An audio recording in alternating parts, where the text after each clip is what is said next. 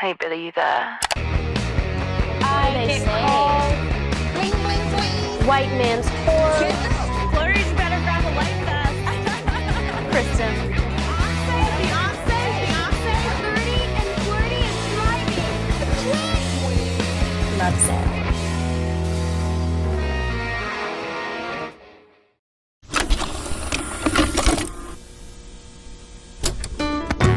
An image. Every star has one. Think of Ariana Grande and her ponytail, Michael Jackson's glove and hat, Taylor Swift's red lip, Nelly's Band-Aid, Beyonce's honey blonde hair. In the world of entertainment, image is everything. It's what sets an artist apart, defines their style, their sound, their persona. It's more than just clothes or makeup. It's how they present themselves to the world, how they communicate who they are or who they want us to think they are. For an artist, their image can become iconic, a shorthand for their entire identity.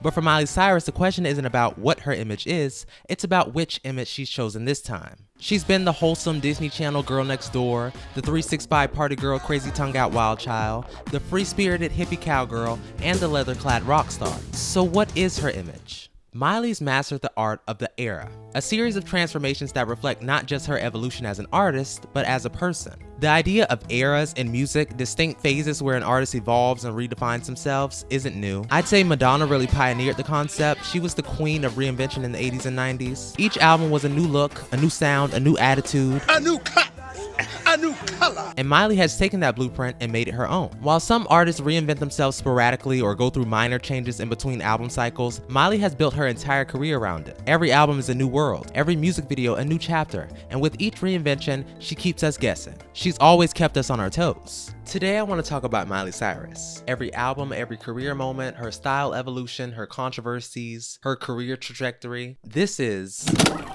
the eras of Miley Cyrus. Hey, I'm Miley Cyrus from Hannah, Montana, and you're watching Disney Channel. Every once in a while, someone comes along who seems destined for stardom. And when it comes to Miley Cyrus, there was no doubt that she was going to be a force to be reckoned with in entertainment. So Miley's dad is Billy Ray Cyrus. In the early 90s, he was dominating the country charts. His song Achy Breaky Heart wasn't just a hit, it was everywhere. He was opening for Reba, his songs were charting like crazy on the country music charts. And he basically dragged line dancing into the mainstream with that one song alone. And if that's not enough for you to comprehend Miley's true country roots, her godmother was literally Dolly Parton, America's treasure, the queen of country herself. So it was only a matter of time before Miley stepped into the spotlight. At 8 years old, Miley's family packed up and moved to Toronto, Canada, where Billy Ray was filming a little Christian medical drama called Doc. Now, it wasn't nearly as big as say, Scrubs, but it was still pretty successful for a show on Ion Television, then known as PAX TV. Tyler Posey was on it, Michael Cera was on it, Mike from Degrassi was on it, and in true Nepo baby fashion, Miley landed her first acting role on that very show. After this, she is booked and busy. She does a little Tim Burton movie here, a commercial there, and then comes Disney. Miley gets a call to audition for Disney Channel's newest sitcom about a 14-year-old girl who's a normal teenager by day and a secret pop star by night. I'm Miley Cyrus, I'm with CED, and I'm auditioning for the role of Zoe in Hannah, Montana. This was classic early 2000s Disney. They had a formula that worked. Disney was already known for producing really successful musicals. Mary Poppins, The Little Mermaid, Cinderella, Annie, Beauty and the Beast, and The Lion King, just to name a few. And by the time Disney Channel started producing their own films, High School Musical was one of their biggest premieres on the network. The soundtrack went quadruple platinum and sold millions of copies. The Cheetah Girls were huge. Lizzie McGuire crossed over into music, and Disney was already banking on musical episodes of Even Stevens and That's a Raven. So when Miley sent in her audition tape, it seemed like the great fit, except she was too young at the time. They actually cast someone else, filmed a pilot, but it didn't click. So they called Miley back, and this time she nailed it. She'd originally auditioned for the best friend role, but when they saw her sing and dance and the chemistry she had with her dad, who was running lines with her, they cast her in the lead role. And just like that, Hannah Montana was born. March 2006, Hannah Montana premieres, and it's an instant hit. We're talking millions of viewers tuning in every week. Disney Channel had never seen anything like this, and if you know Disney, you know they weren't gonna stop there. By July, Miley was already doing Disney concerts. By September, she was touring with the Cheetah Girls. And then in October, they dropped the Hannah Montana soundtrack. It debuted at #1, beating out My Chemical Romance and John Legend. And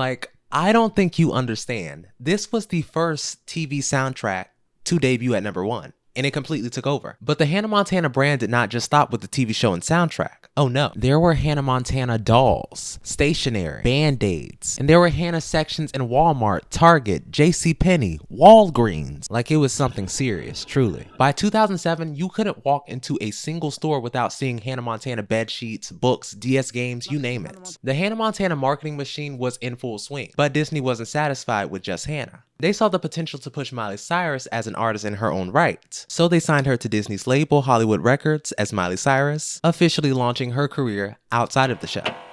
Hey guys, what's up? It's Miley Cyrus. You know me as Hannah Montana, and I am a true pop girl. During the second season of Hannah Montana, Disney decided to do a second Hannah soundtrack. This album was a pretty big deal for Miley because it was split right down the middle, half of the songs performed by her Hannah Montana persona, and the other half, that was all Miley. Co-written, might I add. And guess what? It was another smash hit. It has since become certified quadruple platinum for exceeding 4 million units. The first week sales were 325,000 copies. It also debuted at #1. The album leans heavily into the whole best of both worlds thing from the show. A lot of the Hannah songs are generic pop songs. You've got your tween party anthems, relationship songs pretending to be party anthems, songs about confidence and self-love, and the JoJo reject about friendship, which is surprisingly tea. But the Miley songs are more inspired by Miley's own life. I mean, she has writing credits on 8 out of 10 of the songs. But here's the tea. A lot of those Miley songs were about the love of her life at the time, Nick Jonas. He was Disney it boy at the time and the youngest Jonas brother, making him the most appealing to their largely preteen girl fan base. So who better for him to be dating than teen queen Disney princess Miley Cyrus,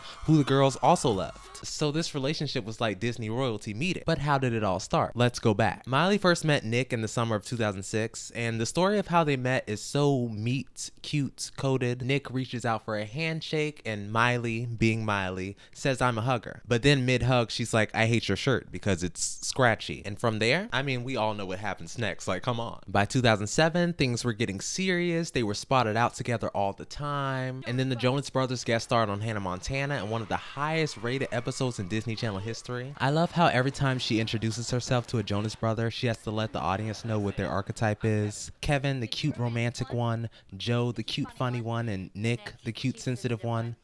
Someone please bring this god-awful show back. Miley's song See You Again dropped around this time, and it's basically all about how she's nervous talking to this guy, you can probably guess who, but deep down she knew they had this crazy connection. She couldn't wait to see him again. It's wild to think that this was Miley's first big single by herself and not as Hannah, and it's still such a bop. Technically, her first solo release was a collab with her dad on Ready, Set, Don't Go, but we don't have to get into that because honestly, I'm not a fan of that song or that man. Moving on, in October 2007, Miley kicked off her debut concert tour, the Best of Both Worlds tour, and it was massive. You had the best of Miley and Hannah, plus the Jonas Brothers as an opening act. This was a big event for any tween at the time. Now, I didn't see this tour live. I was literally 1 year old, but like any kid with an older sister and cousins who were obsessed with Hannah Montana, I watched that DVD about 30 too many times, and let me tell you, I was hooked. Miley was the first pop girl to me. The concert was split into 2 acts. The first half was all Hannah Montana. She performed Rockstar, Life's What You Make It, Nobody's Perfect, and of course, We Got the Party with the Jonas Brothers. I forgot to say that she also does Just Like You, Old Blue Jeans, Pumping Up the Party, and I Got Nerve. Let's talk about her outfits real quick. For the Hannah set, we got all the iconic looks: sequin mini dresses, leggings, rhinestone ripped jeans, and a matching vest. It was very Avril Lavigne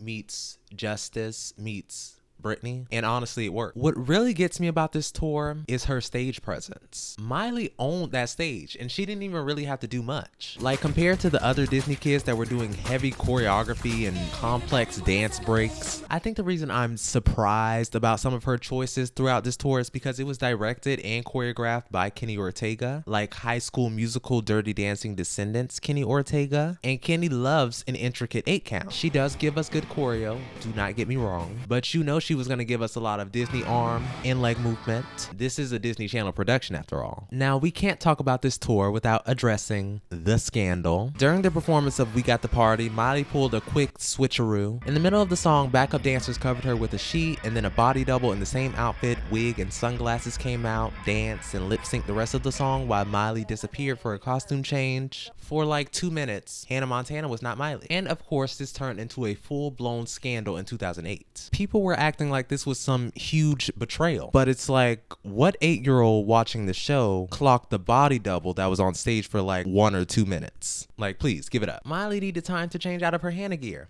take a break, drink some water. Like, let her live. Like, do we all need to take a second to remember that this is a literal child starring in a Disney show? But of course, the public loved finding new reasons to tear young female stars apart. Britney was fresh off her very public breakdown. Lindsay was in a ton of legal drama. And Paris was, well, still being Paris. So next up on the chopping block, teenage Miley Cyrus. Anyway, after all that drama, the Jonas Brothers come out for their set, performing When You Look Me in the Eyes in the year 3000. Then Miley comes back on stage, this time as herself, busting out her single, Start All Over. Now this song, #1 in my house. Apparently the rest of the world didn't agree because it flopped, didn't crack the top 50, and barely got a release outside of Australia. This is news to me because by the time I got my grubby little hands on it, the video was already on YouTube and I was listening to it every day. In the video, Miley falls asleep and wakes up in the middle of a skate ramp. Then she's on a school bus filled with business people throwing paper balls around. We've got flash mobs, stilt walkers, and random stages popping up. Then she wakes up. It was all a dream. How do you spell iconic? Back to the tour. After Start All Over, Miley runs through a bunch of songs. Good and Broken, See You Again, Let's Dance, Right Here, East Northumberland High, Girls Night Out, and of course, Best of Both Worlds. The outfits for this act are for the most part a departure from Hannah's style. We were leaving those colorful, sparkly outfits behind and leaning into Miley territory. Though she still threw in some looks that could cross over into Hannah's closet, like thigh-high socks, a mini skirt, and a cute top. You could definitely tell that she and her team were still figuring it out. Who was Miley without Hannah? And Miley herself was also figuring that out, especially while being on tour with her boyfriend Nick Jonas. You could see the flirtation happening on stage, the hand holding, and even changing song lyrics to sneak his name in. It was adorable, until it wasn't. On December 19, 2007, during the tour, Miley and Nick broke up right before she had to go on stage in Connecticut. Like, imagine being 15, going through your first serious breakup, and then having to go perform in front of thousands of people with him. That night, she wore Nick's dog tag necklace on stage, and to make things worse, she still had to appear with him on New Year's Rockin' Eve after the breakup. Then to twist the knife, at the Jonas Brothers' final show on the tour, Miley went up to Nick and asked him for a hug goodbye, and he straight up told her no. After that, Ally and AJ replaced the Jonas Brothers for the rest of the tour. Unintentional shade considering Joe Jonas broke up with AJ around the same time, so it was awkward on both sides. Messy times in the Disney world. Miley said she was so distraught during the end of this tour and spent like a month crying. The breakup hit her hard and she was done trying to look pretty and perfect for Nick. He asked her to get highlights when they were dating, so post breakup she dyes her hair black, starts wearing heavy eyeliner and dressing a little different. This was Miley 2.0, and this was just the beginning of what would become a very public transformation from Miley as Disney sweetheart to Miley as a rebellious pop sensation. And as if things couldn't get any worse, in January 2008, Miley's MySpace account is hacked. Miley had already had controversy with her MySpace after a photo got out of her almost kissing her friend while they were sharing a piece of licorice, and everyone was like, lesbian. But then just a few months later, even more photos would leak from this private MySpace account. Some may say even more racier, bikini pics, her in the bathtub. Pretty tame, but still very much private photos. To make things worse, she was also facing a ton of backlash for a YouTube video that she did with her bestie, who was a full-grown adult, where she made fun of Selena Gomez and Demi Lovato. It was petty. If you want to know the ins and outs of this drama, Mila Tequila has a really good video on it. The MySpace hacker was a 19-year-old guy from Tennessee going by the screen name Trainwreck2K8, and in April 2008, he also hacked into Miley's Gmail account. He got the email from her MySpace hack and figured out the password, something like Loca92. From there, he started leaking even more photos of her, some of them even half naked. This guy was literally selling these photos. She was 15. I don't think I can say that enough. People claim that she was a bad role model, had no business being on a kid's show. Somehow they twisted this to make it her fault, as if she was corrupting young minds or whatever nonsense these people came up with. Let's remember that this is the same month that Miley poses for that cover of Vanity Fair with Annie Leibovitz. Annie Leibovitz is behind some of the most iconic photo shoots and is known for her dramatic and sometimes quirky work. You know, she did that famous Vanity Fair cover for Demi Moore, John Lennon, and Yoko Ono just hours before his death, Whoopi Goldberg in a milk bath. She also is no stranger to controversy. She has a history of not photographing black people well. You know, having LeBron pose as King Kong, or the fact that almost every black woman she photographs comes out ashy. Now, this is not to say that this happens with every shoot she does, because she does have quite a few where the black women look stunning, contrary to popular belief. Some of her most famous work, though, is with the Rolling Stones. She photographed the Rolling Stones on multiple tours, including the 1972 Exile on Main Street tour and the 1975 tour, and she shot Mick Jagger and Keith Richards' Rolling Stone cover. Fast forward to this shoot, it was shot in Calabasas, and Miley had her whole crew there. Her mom Tish was there, her little sister Noah was there, and apparently her grandma was there too. There were even shots with her dad. Now, one of these photos also ended up being labeled as risque by some, which is just weird, like sexualizing a photo of a father and daughter. The cover showed Miley barebacked, wrapped in a sheet. It was supposed to be artistic, showing a contrast to the glammed up, Disney-fied Miley that we've been used to seeing. But again, she was 15. And the photos felt inappropriate. When Bruce Handy sat down with Miley for an interview, he wasted no time bringing up the photo and whether it made her or Disney anxious. Miley's initial response was that she thought the look was pretty, really natural and artsy, but once the photos dropped and got a ton of backlash, Miley had to publicly apologize. The New York Post even ran this dramatic piece titled Miley's Shame. I took part in a photo shoot that was supposed to be artistic, and now seeing the photographs and reading the story, I feel so embarrassed. I never intended for any of this to happen, and I apologize to my fans who I care so deeply about. She did later retract this apology in 2018. The only person in Miley's circle who was actually outspoken about it was Billy Ray. He went on Piers Morgan's show in 2011 to address it. Of course, people would not let Miley live this down. Parents were livid. The media basically threw a party. Oh, and fun fact, Disney allegedly had zero clue about the photos until Entertainment Tonight dropped promos. Disney then tried to shift the blame to Vanity Fair, accusing them of manipulating a 15-year-old just to sell magazines. Vanity Fair actually clapped back, saying Miley's parents and/or minders were on set all day. Everyone thought it was beautiful and a natural portrait of Miley. Annie also spoke up. I'm sorry that my portrait of Miley has been misinterpreted. Miley and I looked at fashion photographs together and we discussed the picture in that context before we shot it. The photograph is simple, classic portrait shot with very little makeup, and I think it is very beautiful. It's important to mention that it is 2008 and Miley Cyrus is one of the biggest stars at the time, breaking records, selling out stadiums, and this is only 2 years after Hannah Montana premieres. Mind you, Miley's only 15. After Vanity Fair, people were either side-eyeing Miley or the magazine or Disney. And get this, the magazine sold over 435,000 copies off the newsstands alone. At the time, the hacker was releasing even more photos, and he also claimed that he had even more explicit photos that he was going to sell to the highest bidder.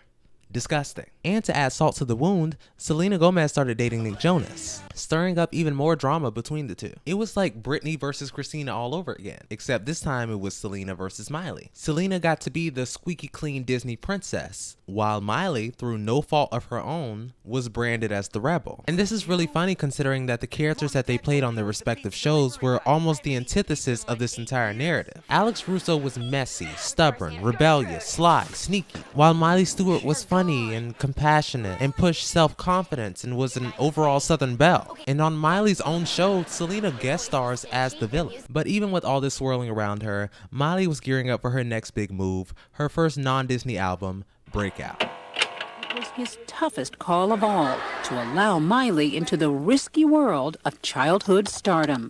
Miley was clear that her next album, Breakout, would be more grown-up and just a little more creative. She wanted it to reflect everything she'd been through in the past year. And on June 17, 2008, she released the lead single, 7 Things. This song is teen angst down. It's about mixed emotions after a breakup, the 7 things she hates about him, the 7 things that she likes. The rumors immediately started swirling that this song was about none other than Nick Jonas, because of course it was. And then 2 days later, the Jonas Brothers dropped their new song, Burnin' Up. The song is all about meeting a new girl and instantly falling in love with her. And guess who everyone thought it was about? The next day, the music video was released with a cameo from Selena Gomez. A week after that, Miley's video for 7 Things premiered on ABC. And in it, Miley's wearing Nick's dog tag, holding a photo of the two of them, and jumping around angrily with a bunch of other tween girls. It was an instant classic and became the most viewed music video on YouTube until Bad Romance. Nick denied the song was about him, but come on, everyone knew. She performed 7 Things at the Teen Choice Awards that year. Speaking of this performance, can we just talk about how much she's grown as a performer in this past year? Like, I was really gagged watching this performance for the first time a few years back, and I'm even more gagged now. Not a lot lot of artists her age or older today have this amount of charisma. No shade. A whole aside with Fergie in the middle of a performance? Please. I mean, she also hosted this night, took home 3 awards, and was one of 2 performances that night, so serving was basically an obligation. Every performance from this era was so tea. They really had her any and everywhere, and she came to perform like rent was due every single time. She performed at the 3rd annual Disney Channel Games that year. She does Breakout, See You Again, and a new song called Fly on the Wall. This is her Piece of Me. Well, Thriller meets Piece of Me. In the video, she's leaving a theater with her boyfriend, who suddenly turns into a paparazzo. Then she's being chased by a whole mob of them. They go into a dance break, and at the end, her boyfriend rescues her, only for us to find out he's been secretly recording her the whole time. Like I said, the video is very Thriller-esque, which maybe explains these outfits for the Disney Channel Games. Not Thriller, obviously, but I'm guessing it's supposed to give Dangerous. But I'm really getting more Janet Alright vibes. Miley really does not play about this song live. I think the best one was at that year's AMAs. Her dad introduces her, she rolls out in this yellow Mini Cooper, gets hounded by the paparazzi, she's running away, and then the camera pans to her in the audience. Gag number 1. She looks so grown up here. She is tearing this choreo up. She runs upstage, matching the pose with the backdrop, and then the 4 dancers come out of the backdrop in these bodysuits. All the paparazzi at the end. Like, what did they put in this song for her to be acting like this? Like, you know, a fly on the wall performance hated to see her coming. Mic was on, 8 counts were perfected, crowd was going wild. I mean, even Malia Obama was gagged. Anyway, I kind of just want to backtrack to what's basically the end of the Miley and Nick saga. Well, where I'm gonna end it. Check the Niley threads if you want more. During her performance, she ran over to Selena. Naturally, everyone thought this was Shady Boots. Also that night, there were some very strategic photos of Miley, Selena, and Demi, only when the Jonas Brothers weren't around. Suspicious much? Again, for a deeper dive, Mila Tequila's video is in the description. Meanwhile, Miley was out with her 20-year-old boyfriend, Justin Gaston. Keep in mind, she was still 15, he was 20. Miley was also besties with a woman who was of legal drinking age, making YouTube videos and going on tour together. Meanwhile, she wasn't the closest with her actual castmates who were her age, and there was always some boy drama swirling around when it came to the other stars on Disney. I think this all fed into what Miley later called her identity crisis. She was constantly surrounded by people that she couldn't really relate to. Add to that the pressure of playing this stylized pop star living a double life on Hannah Montana. She was still a teenager trying to figure out who she was while living under a huge microscope. Miley even said that she got her first period on set while wearing white pants. She was embarrassed, but she had to keep filming anyway. She also opened up about how the show gave her body dysmorphia. For years, the team made her look pretty, and when the show wrapped, she was left wondering who she was. And Miley was under a lot of pressure. A year or 2 ago, she revealed the schedule that she had during this time, and it was insane. No sleep, bus, club, another club, plane, next place. Already having such a hectic schedule is kind of the reason this is one of her most promo lacking eras. Her parents were really pushing for her to do less and just allow herself to rest after doing so much in just the last 2 years. The promotion was really centered around a little bit of interviews and the few performances she did do. She was performing Miley songs on morning shows in Vegas and at charity events with Beyonce and Rihanna. Then she turned around to do concerts as Hannah, film the Hannah Montana movie, shoot season 3 of the show. And amidst all that chaos, she was still promoting her album Breakout, which, by the way, was doing really good. It debuted at number 1, making it her 3rd number 1 album on the chart, including her Hannah Montana albums. It sold over 370,000 copies in its first week, giving Miley the 4th highest sales week of 2008 for a female artist. It stayed on the chart for a solid 48 weeks, and critics were pretty positive about it overall. Miley co-wrote almost every song on this album, which gave it a personal touch. I don't think pop music has sounded this tweeny bopper in a while. Very fun, energetic, and somewhat bubblegum, which fit perfectly with Miley's audience at the time. She even included a cover of Girls Just Wanna Have Fun. For an album called Breakout, I feel like it fumbles in the fact that it doesn't really break her out of Hannah Montana's shadow. It still feels like that same Miley Cyrus we'd been used to for the last 2 years. I mean, the literal title track quite literally sounds like Who Said.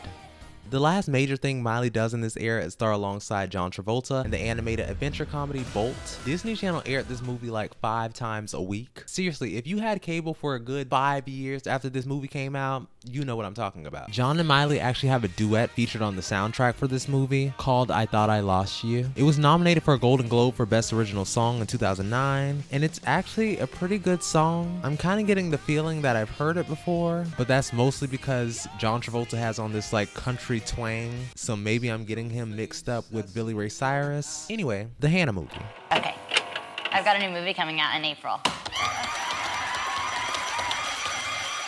In early January 2009, we got the official trailer for the cinematic masterpiece that is Hannah Montana the movie. Best film of 2009, no contest. Around the same time, Miley was performing the lead single from this movie's soundtrack, The Climb. Now, The Climb is one of those songs that absolutely everyone has heard at least thrice in their lifetime. Weddings, funerals, birthdays, gender reveals. It's a classic. The song was a massive hit, charting on both the regular Billboard charts and adult contemporary. It went 6 times platinum and was almost Grammy nominated. It got nominated for Best Song Written for a Motion Picture at the 2010 Grammys, but then Disney pulled it from the running because it wasn't technically written specifically for the movie. But speaking of the Grammys, Miley didn't perform The Climb there, but she did perform 15 with Taylor Swift. Oh, and speaking of Taylor, Hannah Montana the movie dropped in April 2009, and like I said, cinematic masterpiece. We're obviously not going to recap the plot, but all you need to know is that the movie was a huge hit that summer, raking in over $155 million at the box office. And the soundtrack? Well, it went on to become Miley's 4th album to top the Billboard 200. At just 16, she became the youngest artist in history to have 4 #1 albums on the chart. She even dropped a 4th Hannah Montana soundtrack that July, which debuted at number 2. By this point, I think people were starting to realize how huge Miley was, both as herself and as Hannah Montana. Hannah wasn't just a TV character anymore. She felt like a real person with real #1 albums and real top 10 hits and real tours. Miley's fame reached a level that no other Disney kid still on the network had ever seen. She was presenting at the Grammys. When it came time for her birthday, Disney closed down an entire theme park for her, complete with a red carpet and celebrities. Beyonce was sending her dairy on. Next up on the roster, Miley's exclusive clothing line at Walmart. This was a collab with the late Max Azria, and it was peak late 2000s teen fashion. Flannels, skinny jeans, shirts with fake ties, vests, lots of animal print, and shirts with the Union flag on them and other British media, fringe boots, flats, knockoff Converse. You know the vibes. It was a pretty big collection. There was even jewelry that was pulled off shelves because it contained high levels of toxic metal cadmium. But what's really special about this clothing line is the promotional single that came along with it. While Jessie J was working on her debut album, she wrote a little song called Party in the USA. Welcome to the land of fame and sex. Whoa, I'm gonna fit in.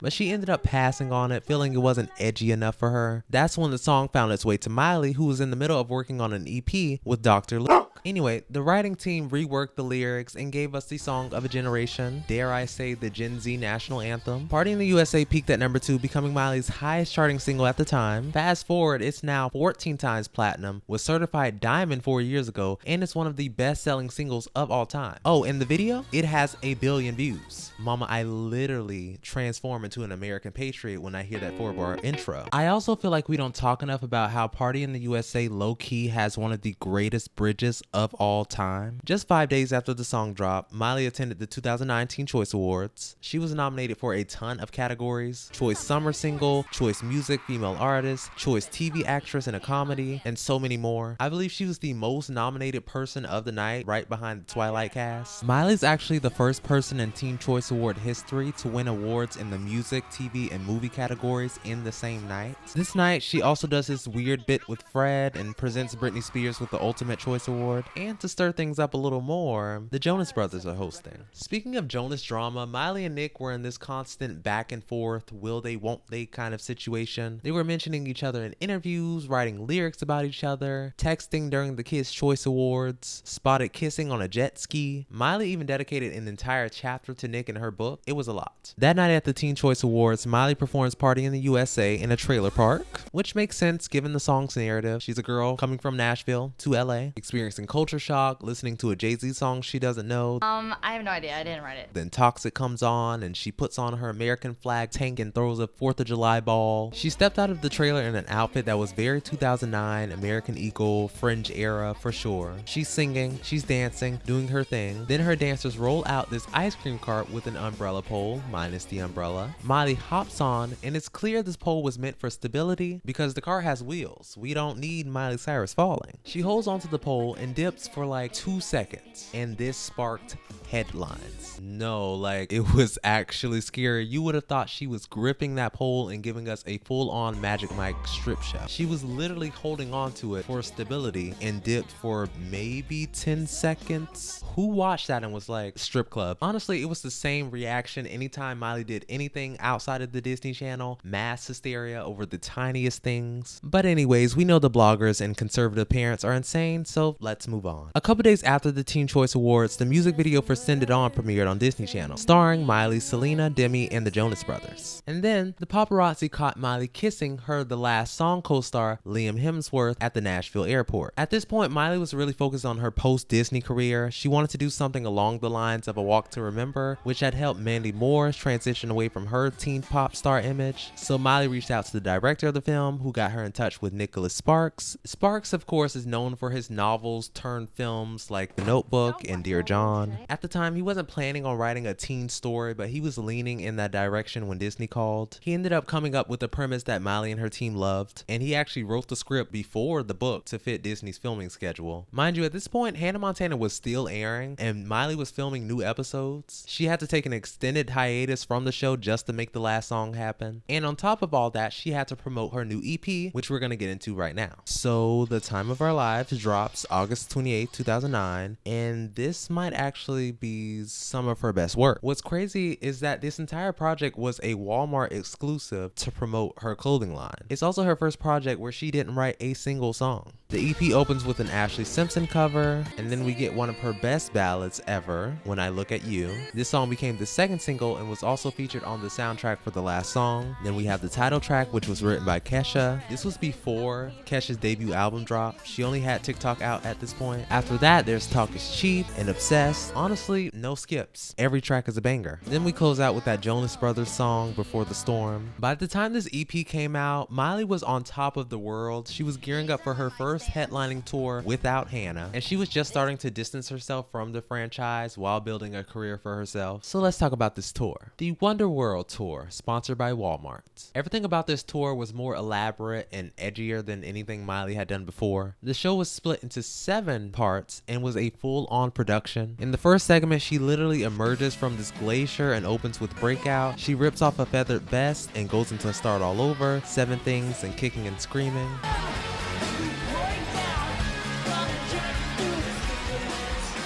Then the second segment has this whole ocean theme. Miley sings Bottom of the Ocean in a silver gown, ending with her diving underwater. Very Taylor Swift Eras Tour vibes. Next, a giant animated frog pops up on the screen, eats a fly, and Miley comes out on a tractor wearing this almost Madonna like a virgin white dress. She performs Fly on the Wall, then she flies over the audience, comes back down, and performs Hold Down Throw Down in a different skirt. Next, she does this acoustic set on the B stage, moves to a piano, then Obsessed with these 2 dancers. The 5th segment has her singing another Hannah song, covering I Love Rock and Roll, while riding a flying Harley Davidson. Then she closes with Party in the USA and a duet with her brother on Hovering. Dressed as a music conductor, she sings Simple Song on a rising platform. Then for the encore, she comes back to finish the show with See You Again and The Climb, amid fireworks and pyrotechnics. Now, something important to mention from this tour, this is around the time that Miley gets especially close to Liam Hemsworth. They hadn't officially confirmed their relationship at this point. She was still calling him her best friend, but everyone knew they were together. On the tour DVD, Miley keeps mentioning this friend whose brother is playing Thor. My best friend's brother is playing Thor in a movie, and so I have to get him the Thor belt because that's hilarious. They were constantly spotted kissing and being super flirty. There were even moments during the shows when Miley sang When I Look at You with a photo of Liam on top of the piano. Liam even convinced her to delete Twitter. She posted a video on the Miley Mandy YouTube channel after she deleted the account, explaining why. Everything that I type and everything that I do, all those lame gossip sites take it and they make it news. I want my private life private. I'm done trying to please. I ain't living for tabloids, no, I'm living for me. And if you know 2009 Miley, you know she loved her Twitter. She was constantly tweeting about any and everything. This highlights a very specific time on social media when celebrities were actually candid. Miley's tweets from this era, they were constantly talked about to the point where things got a little out of hand. Her account was hacked earlier that year and her tweets were making tabloid news left and right. Now, since she didn't just deactivate her account and fully deleted it, a lot of her old tweets are hard to find. Mostly you only come across retweets from that time, but here are just a few gems from 2009 Miley. Just drank a Coke for the first time in a long time. Tonight should be interesting. Miley's tummy equals ouchie, boo-boo. I just got a corn dog and I liked it. Hi throat, I'm Miley. You know, the girl you're making miserable. Just wanted to let you know that I hate you. XX, me. If you like Jimmy Buffett, you'll love Zac Brown. He's hillbilly and he's rad. And yes, I am allowed to call him hillbilly, because I am too. Me and mom are seriously sitting here staring at Zac Efron on Google Images. Girls, I totally get it. He is gorgeous. Titanic is a trending topic, as it very well should be. That movie is pure genius. Plus, I'm just saying, Leo is scrumptious. I just heard the voice of Jesus. Wow, it's 1:30 a.m. and I still can't sleep. P.S. I'm really craving Panera Bread. Talking to the one man who keeps his promise. One man who really understands unconditional love. Jesus. So a massive zit popped up before Staples, which just cannot be there. So I put Desitin, diaper rash ointment, haha, on it, and it is gone. I am craving 1, Subway sandwich, 2, Whopper from BK, 3, a white chocolate mocha frap. I'm very, very hungry. Gave a hug to Rob Pattinson today. Okay girls, I get it now. So cute. Sorry Robbie about all the bashing in my past. Everyone who is sick of my emo tweets, stop following me. It's not rocket science. Just click unfollow. I just got my tweelings hurt.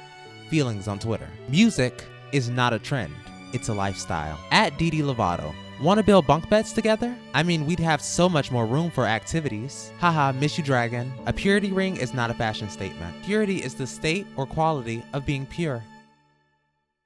Fast forward to 2010, Miley spent New Year's in Australia with Liam's family and the two returned to California together. This is when she starts doing press for the last song. In February, Miley recorded We Are the World 25 in response to the 2010 Haiti earthquake. The song is a remake of the 1985 charity single to benefit famine relief in Africa. Then in March, the last song premieres, and it wasn't exactly loved by critics. The general consensus was that the movie was formulaic, which is something you'd see a lot in a lot of Nicholas Sparks adaptations.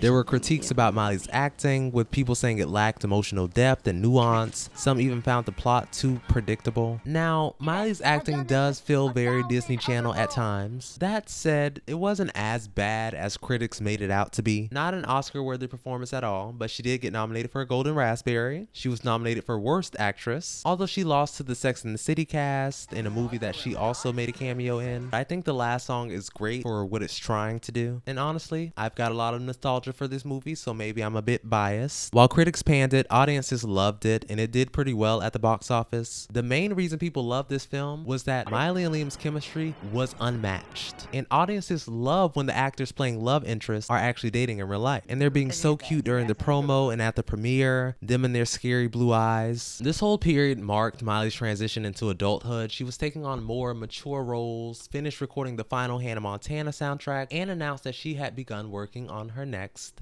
album.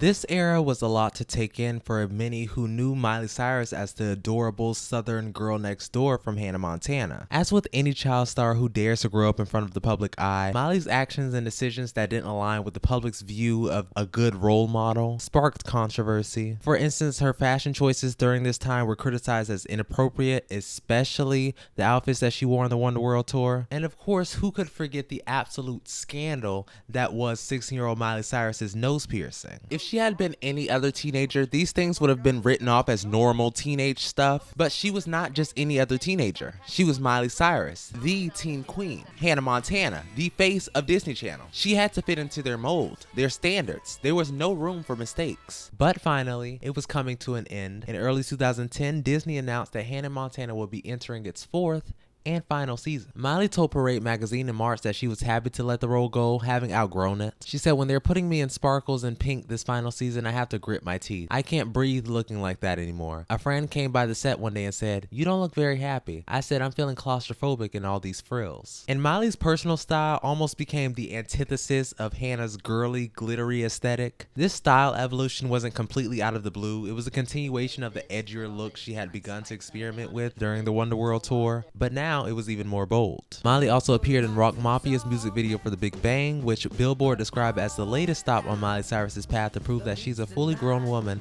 and ensure that she is never called Hannah Montana again. This shift in her image was further emphasized by the release of her next album. The lead single, Can't Be Tamed, marked a huge departure from her previous work. On April 30th, 2010, the song premieres on Miley's MySpace page, and that same day, she uploaded the first video to her new YouTube channel, MC For Reals, to promote it. You can tell in the video how excited she was about this new song and the direction she was heading in. I'm only wearing purple because I'm on Hannah Montana, because as you know, I always wear all black. The cover for Can't Be Tamed shows Miley in a dark room, caged like a bird, wearing a lace black bodysuit and red bottoms. And like, what did this mean? What direction were we going in? It was obviously going to be more mature, and the song would later confirm this. Musically, Miley had primarily dabbled in pop rock and teen pop, but Can't Be Tamed introduced a more electronic dance pop sound with heavier production and a darker tone. Some could argue that this shift in sound was just a reflection of the times. Electropop was dominating the charts in 2010, but it also felt like a deliberate move to distance herself from Hannah Montana. Then we have the music video. The video for Can't Be Tamed was directed by Robert Hales, who had previously worked with big names like Britney Spears and Gnarls Barkley, so it was clear that Miley was aiming for a more dramatic statement. The video begins with a group of wealthy patrons at an art gallery gathered to witness the unveiling of a rare creature, Avis Cyrus. Miley, dressed in a black leotard, is shown sleeping inside a large bird's nest locked in a giant cage. When a photographer snaps her picture, she hides behind her massive bird wings before dramatically breaking out as the music starts. The symbolism of her breaking free from this cage was impossible to miss. Miley was shedding her good girl image, and the metaphor felt almost heavy-handed. She was sprouting wings, literally escaping the confines of the box that she was put in. This imagery was very reminiscent of Britney Spears' iconic I'm a Slave for You performance, not just in terms of the set design, but also in the way Miley was breaking free from the restrictive image she had been forced into, dressed in black lingerie,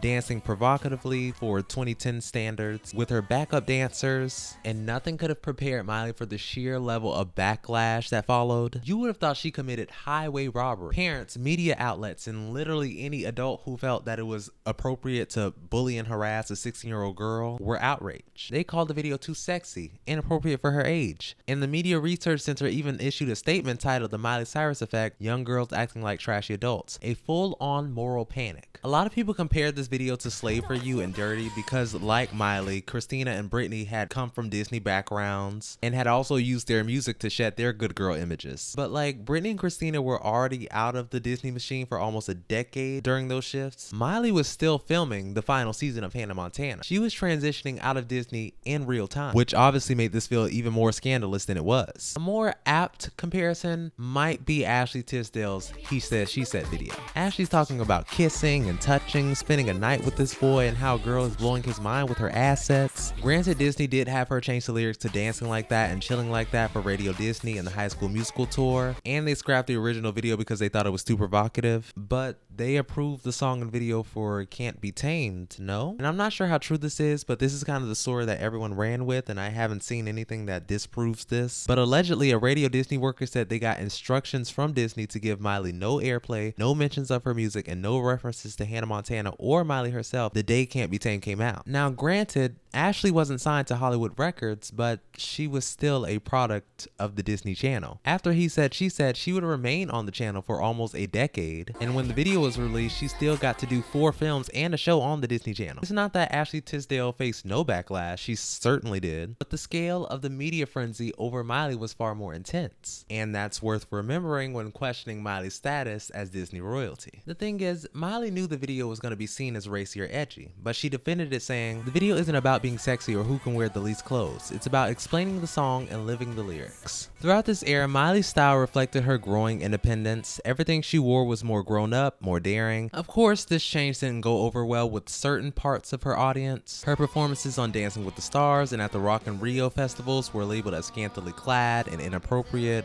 sparking more outrage. Miley was also performing at the 1515 Club and various gay nightclubs. The biggest scandal, however, came from her performance on Britain's Got Talent, where she was accused of simulating a lesbian kiss with one of her backup dancers. It is ridiculous that two entertainers can't even rock out with each other without the media making it some type of story. I really hope my fans are not disappointed in me, because the truth is I did nothing wrong. Critics were not kind to the Can't Be Tamed album. It sold poorly, especially by Miley standards. I feel like most of the album's commercial struggles can be attributed to the backlash Miley faced and the shift in her image. I'm almost 99% certain that parents who supported Hannah Montana were kind of uncomfortable with this new mature image she was taking on, therefore they weren't buying the album for their kids. On top of that, Disney and Hollywood Records seemed to pull back from the aggressive promotion that they had been doing in the past. It's also worth noting that Hannah Montana Forever, the final Hannah Montana soundtrack, sold poorly as well, meaning that perhaps Disney was just winding down its focus on Miley altogether. This would be Miley's last album on Hollywood Records, a label notorious for under-promoting its artists. Exhibit A and B, Coco Jones and Sabrina Carpenter. They also struggled with poor promotion during their time on the label. Miley was no different. When we look at the album itself, Can't Be Tamed attempted to fit into the pop landscape of 2010, but it kind of flopped in doing so. If you look at the Billboard Hot 100 during the week of its release, songs like Telephone, Dynamite, Rude Boy, Kesha, and will.i.am dominated the charts, and I think this just makes the critiques of the album all more valid. Can't Be Tamed just didn't have the same level of hits to stand out, and a lot of the album just feels very generic. Like I'm listening to Permanent December and Liberty Walk and they just sound like Katie Kesha rejects. I just feel like this album kind of missed the mark on showcasing a more grown-up Miley. That said, I personally love this album. Sorry, I can't make the music not bop. This was one of the first Miley albums I listened to, and you couldn't tell me Who Owns My Heart wasn't a hit. Before the release of Can't Be Tamed, Miley announced that she would be taking a break from pop music to focus on other things. During this time, she starts filming 2 new movies, LOL and So Undercover. It was during this brief gap in her career that her and Liam went through their first breakup because they barely got to see each other because of their busy work schedules. However, their relationship was on and off for the next couple of months, during which Miley was rumored to be with every guy she came into contact with. She makes an appearance on Justin Bieber's tour and they get a little close. Around this time, she also went to Nick's 18th birthday party, though he's still dating Samantha Barks at the time. And then she is spotted on her birthday at her birthday party on her birthday making out with Yvonne Jogia. You know, Beck from Victorious. And they actually dated for a little while after this, though that's less relevant to the narrative than what happened next. In a few days, TMZ leaked a now infamous video from Miley's birthday party where she says this. Oh my God, is that a Liam lookalike or what the hell is that? Is that my boyfriend? Is that my boyfriend? Referring to Friday Night Lights actor Gray Damon. But what really caught everyone's attention was Miley smoking from a bong. TMZ claimed the substance wasn't marijuana, but salvia, a legal hallucinogen at the time. This was the scandal of the century. Miley had been trying to distance herself from her Disney persona for a while now, and a lot of people thought this was just another publicity stunt to stir up controversy. Others wrote her off as just another Disney star gone wild, lumping her in with Demi Lovato, who also went to rehab that same year. Amid all the outrage, one person came to Miley's defense. Kelly Osbourne. In the sense that, you know what I mean? Like, when I'm saying that There's more jobs to be in LA, they always... Despite the backlash, Miley seemed really unfazed by the drama. The controversy did, however, cost her her Walmart clothing deal. By early 2011, people for the most part have forgot about the video. Hannah Montana officially ended, and Miley finally opened up about the bong incident in a February interview with Marie Claire, where she acknowledged her mistake and apologized, admitting that she had compromised her role model status for young fans. In March, Miley hosted Saturday Night Live for the first time, and this was something serious because ex-Disney stars rarely got to host SNL just months after being on the network, and this just points to how big she was outside of Disney, which was evident by the fact that SNL had been running a recurring sketch called The Miley Cyrus Show even before she hosted. I believe the only other Disney stars who were able to host SNL right after being on Disney were Zac Efron and Lindsay Lohan. That same month, she returned to Twitter and launched the Heart Tour. This was her first tour to not visit the US. Miley explained that the backlash that she faced in the States made her uncomfortable performing here, so she decided to go where she felt loved. The tour exclusively stopped in Latin America, Australia, and the Philippines. The Gypsy Heart Tour had a rock punk aesthetic that Miley had been embracing, but it was less theatrical than the Wonder World Tour. The tour was more mature and stripped back. She was kind of in her Kelly Clarkson bag with this tour. She covered Cherry Bomb, Smells Like Teen Spirit, and even a Fleetwood Mac song. This is her first tour with no Hannah songs. Though this tour didn't match the massive commercial success of the previous two, it still grossed over $30 million, and Miley still sold out River Plate Stadium in Argentina. She's the second woman since Madonna to do so. Let's also take into account that she does not step foot in North America. Unfortunately, there's no high quality pro shots of this tour. Most of the footage that exists is in grainy iPhone 4 quality. After wrapping up the tour, Miley finished filming So Undercover. During this time, Miley's style started to shift again, this time towards a more bohemian vibe. Very hippie chic, 2011 Coachella, lots of fringe. Though on the red carpet, she would go more softer, more elegant, long gowns, gorgeous gowns. Although she wasn't facing as much criticism for her clothing choices in this era, controversy continued to follow her. In February 2012, it's announced that Miley would be leaving the animated children's movie Hotel Transylvania. Officially, she left to focus on her music, but it was later revealed that she had actually been dropped from the film because photos leaked of her licking a shaped cake at her boyfriend's birthday party. This incident, much like the bong scandal, led to more public backlash, and she was replaced in the movie by fellow Disney alum Selena Gomez. At the same time, Miley's film career wasn't exactly taking off. One of her major projects was an independent film named LOL, a remake of a French movie from 2008. This was a movie about a girl named Lol, short for Lola, of course. There's this whole coming of age and the digital age thing going on. Social media and texting are a big part of the story. It's really trying to be relatable. It's like Tumblr era bodies, but without the killing and not that good. It had a pretty good cast, I will say that. Miley, Demi Moore, Ashley Greene, and this guy as the love interest. The movie flopped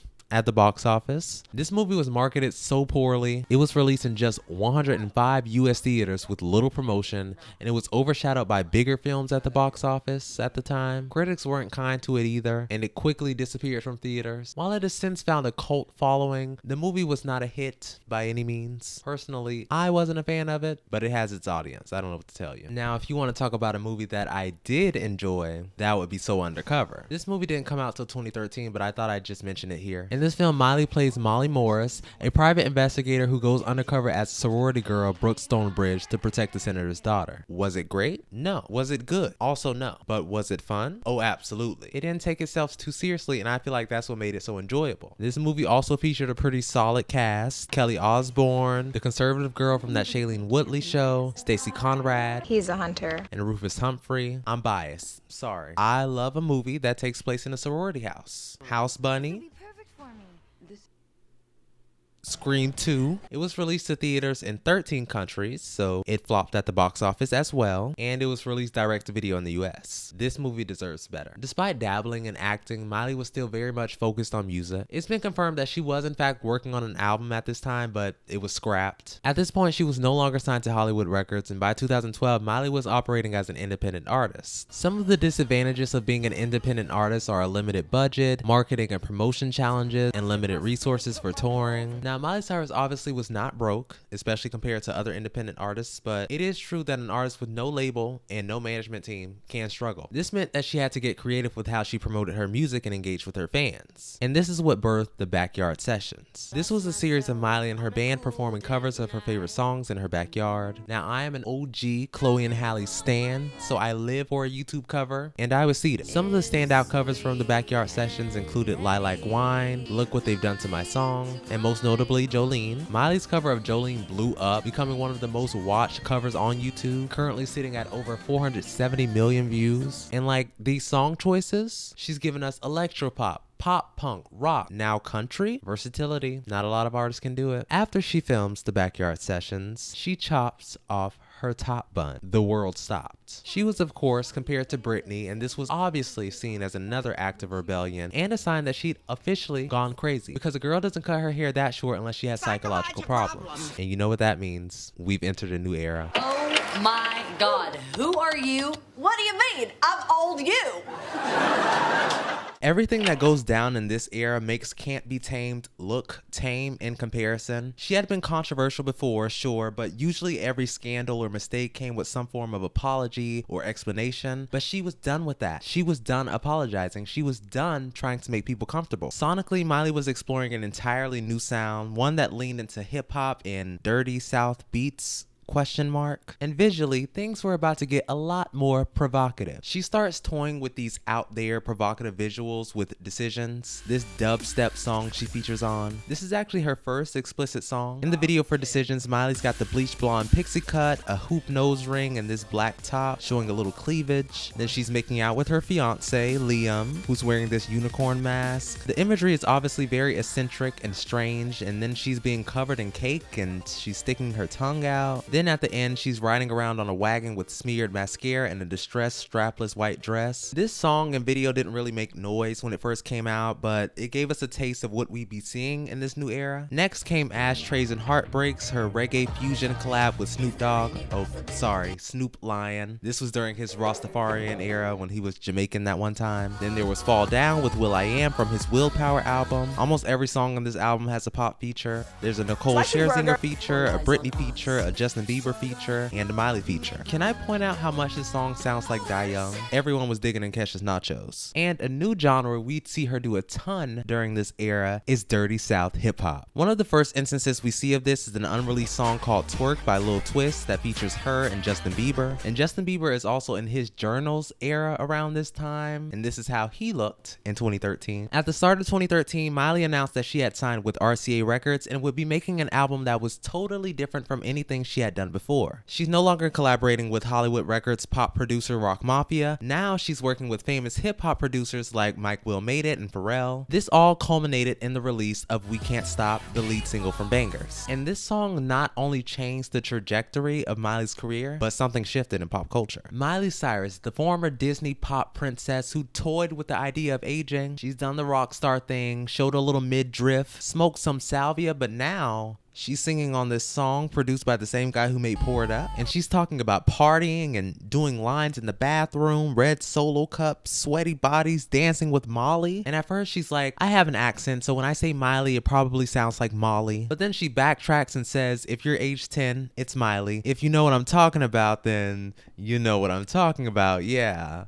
So it's obvious she's talking about the drugs. So yeah, the song's very provocative, ex-Disney star gone wild, blah blah blah. But then the video drops 2 weeks later and people go insane. The video was a bizarre, surreal fever dream, people swimming in the pool, giant teddy bears, and Miley doing a lot of stuff with her tongue. It's set in a gritty house party, people are dancing in the living room, lounging on sofas, taking part in bizarre, almost psychedelic activities. And it wouldn't be an early 2010s music video without a Beats Pill or EOS lip balm cameo, right? The video also featured one of the most controversial moments in Miley's career, her infamous twerking. Up until that point, twerking would have been something you'd only see in a rap video, but when Miley did it, it became a phenomenon among her majority white audience, many of whom were unfamiliar with the term. In fact, twerking became the most Googled what is of 2013, and Miley was also credited for popularizing it. This whole video feels like a walking Instagram post. It just gives me early Instagram Rio de Janeiro filter. Now critically, let's just say this video was not well received. Critics called the video outrageous, vulgar, and distasteful, but commercially, this marked one of the biggest moments in Miley's career. We Can't Be Tamed debuted at number 11 with 214,000 downloads in its first week. In its 7th week, it peaked at number 2, just right under Robin Thicke's Blurred Lines. We'll come back to that later. Despite this, the video broke records, gaining over 10.7 million views in the first 24 hours of its release, breaking the Vivo record for most views in that time frame. It held that record until Best Song Ever by One Direction took the title. We Can't Stop also became the fastest video to reach 100 million views in just 37 days, a record Miley would later break with Wrecking Ball. But before we get into Wrecking Ball, let's talk about the 2013 VMAs. She's introduced by none other than Shailene Woodley and Vanessa Bayer as Miley Cyrus. Miley appeared from the belly of a giant teddy bear, tongue out, wearing a teddy bear bodysuit. A group of people in teddy bear costumes dance and run around her. The teddy bear backpacks from the music video make an appearance, and she's dancing, she's twerking, she's sticking her tongue out, just putting on a show.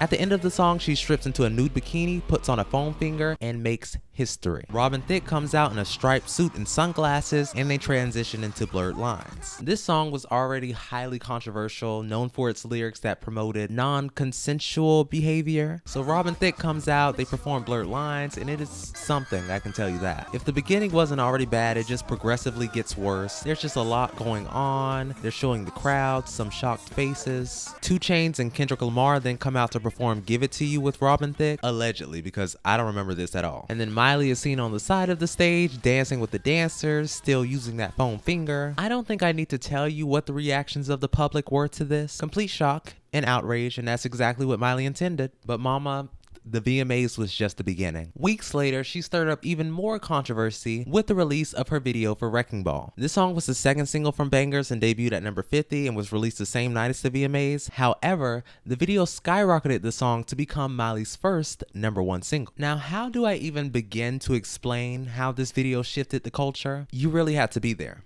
And I was there. Should I have been? Probably not, but I was, along with the rest of the world. The song itself is a heartbreaking ballad, so everyone assumed that we'd be getting the old Miley back, and they couldn't have been more wrong. The visuals for the video are very simple, but also very iconic. It opens with a close-up of Miley's face, her bright red lipstick, her piercing blue eyes looking right down the barrel of the camera to look at you, the viewer. Then we see her in a desolate concrete room, walking around with the sledgehammer. In comes the Wrecking Ball, and then she starts seducing the Wrecking Ball. If the cropped white tank and matching underwear hadn't already sent people into a frenzy, Miley starts riding the Wrecking Ball completely like she made history with this video. Suddenly, everyone was talking about that Disney girl that made out with the sledgehammer. She wasn't just ex-Disney star Miley Cyrus anymore. No, she was ex-child star rebellious off-the-rails pop star now. Even Miley herself admitted that this video permanently changed how people saw her, and it's something that will forever define her career. And just to put this whole thing into perspective, to really get you to understand the mindset of someone watching this go down in 2013, Bridget Mendler was the same age as Miley at the time, and this is what she was doing that year. And Bridget's not the only one. Just looking at the Disney Channel shows on air at this time, Jessie, Debbie Ryan was 20, Austin and Ally, Rainey Rodriguez and Callum Worthy were the oldest on the cast at 22 and 20. Phineas and Ferb, Ashley Tisdale was 28, and like more than half of the cast of Teen Beach Movie were in their 20s. Selena also had entered her Good Girl Gone Bad era with Come and Get It, but she was also performing at the Radio Disney Music Awards, so it's like, I could really go on. Ariana Grande, Jeanette McCurdy, Miranda Cosgrove, Victoria Justice, Keke Palmer, Demi Lovato, Zayn, Niall, Liam, Louis were all around the same age as Miley at the time. This is essentially what she was being compared to. Wrecking Ball became one of the most memed, mocked, and criticized videos of the decade. Despite all the controversy, this was another video to break records, becoming her second video to break the Vivo record for the most views in that time frame. A year later, Wrecking Ball would go on to win Video of the Year at the VMAs. The success of Wrecking Ball only placed Miley under an even bigger microscope. And while the public scrutinized her every move, Miley admitted to purposely fueling all of the controversy. She was laser focused on wiping away any traces of that old Hannah Montana persona, and she was not looking back. By this point, Miley was being managed by Leah Rudolph, Britney Spears' longtime manager, which only added to the narrative of pop star on the brink of transformation or downfall, depending on who you'd ask. Leading up to the release of Bangerz, Miley faced so much criticism. The Parents Television Council in particular said her VMAs performance substituted talent with sex. Countless parents vowed never to support Miley again and swore off anything related to her or Hannah Montana. The council also accused MTV of manipulating content warnings for the VMAs, allowing children to be exposed to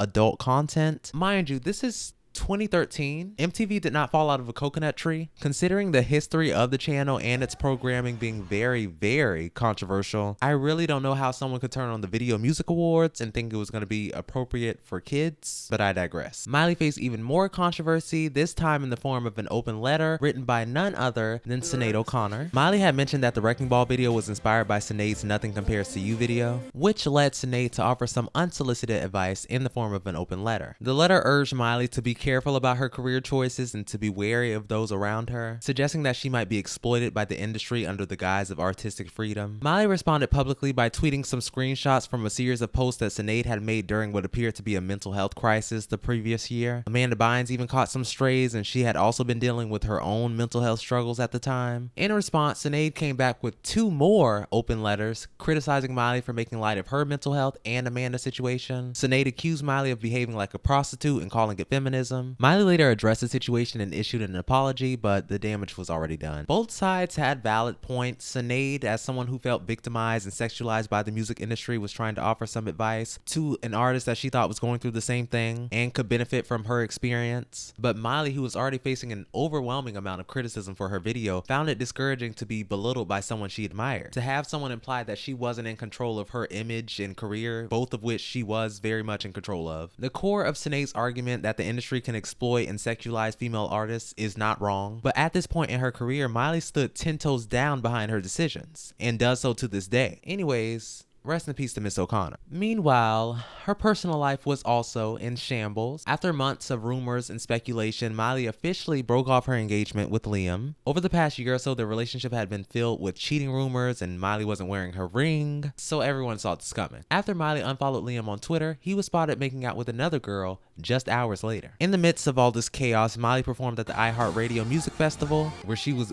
bawling during Wrecking Ball. But on the bright side, she features on 23. This song did something for little me, like it awakened a distinct level of in me, and my parents hated this song, but I made damn sure it was on repeat every day after school at 3 o'clock. Never failed. I literally begged for those red, white, and black Air Jordans for Christmas because of this song. Like, I'm gonna have to give that white girl her 10s. I don't know. On October 4th, 2013, Miley finally dropped Bangerz. This became her 5th #1 album and almost matched the sales of Hannah Montana 2. It also marked the 3rd highest opening week for a female artist in 2013. This album just proved Miley's versatility. It ranged from hip-hop to trap to country to synth-pop, and it was totally not what anyone was expecting from this album. With all the antics from those first 2 singles, and Miley openly telling producers that she wanted a black sound, people were expecting something completely different. They thought the album would be gritty, raunchy, and cultural appropriation boots. But when people finally heard Bangerz, they realized it was just the Miley Cyrus album. Originally, the album was supposed to be titled Female Rebel. There's photos of Miley working on it with Sia, Pharrell, Gwen Stefani, and Tony of No Doubt. Pharrell's influence on Miley's sound was undeniable, and a lot of the unreleased tracks showed what the album could have been had that vision stayed the course. Songs like Doctor would have been on it, and there's so many unreleased Pharrell songs from this album, all bangers. Also, at the start of the era, she described the music as dirty South hip-hop, if you remember, because I've said it 3 times already. Then you listen to the album and it's like, yeah, there are some hip-hop influenced songs like Love Money Party with Big Sean, SMS Bangers with Britney Spears samples Push It, but that's not dirty South hip-hop. But then you listen to the unreleased tracks and you're like, yeah, there she is. There's a song called Pretty Girls Fun featuring E40, Juicy J, and Ty Dolla $ign, and another called Down For It, so I'm assuming this was the original vision for the album. Then she has a song with Nicki Minaj on it called Get My Dough, which Esther Dean later released. There was a Tyler the Creator feature on a song called The Way I Feel, I Can't Describe, which Jennifer Hudson later released. And most, if not all, of the unreleased songs from this album are all amazing. I suggest you go listen to them, but the album is still bangers all the way through, no pun intended. She gives us country pop on 4x4 featuring Nelly, classic Pharrell on Hashtag Get It Right, R&B on Adore You, synth pop on Drive, truly a non-skip album. To give fans a deeper look into the creation of Bangerz and the whirlwind surrounding it, Miley released her MTV documentary, Miley the Movement, on October 2nd, 2013. She shows her process of creating the album, the music videos, and the promotional run leading up to its release, that VMA's performance, and all the chaos before she even stepped onto the red carpet. The original plan was to arrive in a police car with that giant teddy bear next to her, but it got ruined. We also see her working closely with Mike Will Made It and Pharrell mentoring her throughout the process. There's even footage of her and Britney recording SMS Bangers. Miley tells Britney that she has some music video ideas and originally wanted SMS to be the 3rd single for the album, but that plan fell through. Instead, Adore You ended up being the last single. You get a sense that Miley was entirely hands-on, crafting her vision down to the very last detail. We really get to see her truly put a record together. She gets so excited talking about working with all these producers and artists, will.i.am, Juicy J, French Montana, and she talks about taking all the mixes and organizing them in what order she wants them to play on the record and telling a full story. She shows us the ins and outs of her stressful schedule. She's working sick at rehearsals, doing Jimmy Fallon at 9 p.m, then waking up at 5:30 for Good Morning America. This documentary really was trying to solidify her image as a serious artist outside of the nonsense. Miley stressed that everything that she was doing in this era was not a transition, it was a movement. She wanted people to see her growth, not a drastic change in who she was as a person. She explicitly says that she's the same person, same heart, Same skin, but she's evolving. She avoids discussing her relationship with Liam or her dad in this documentary. The focus is entirely on the album and her artistic journey. After this, she returned to SNL, and as she's done before, she leaned into the humor. SNL is not always great, but God, do I love when a guest can make fun of themselves, and do it well, might I add. Because at the end of the day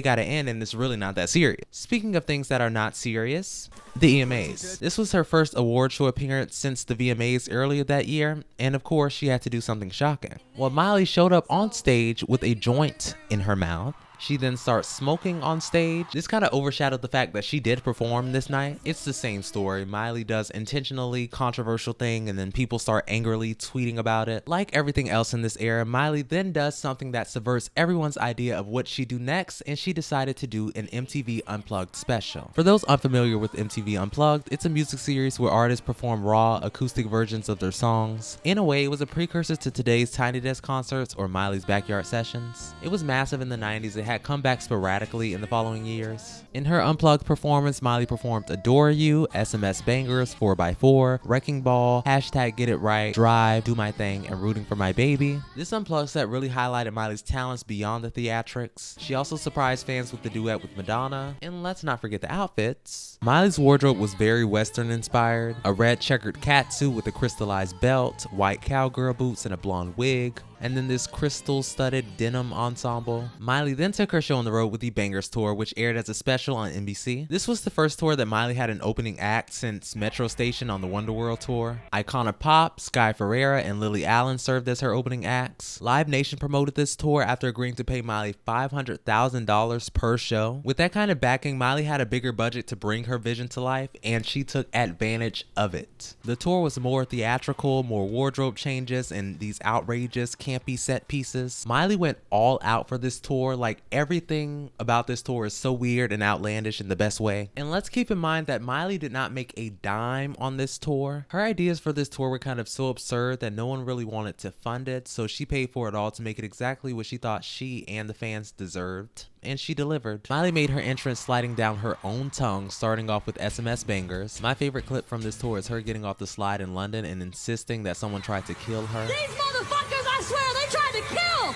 your favorite bitch.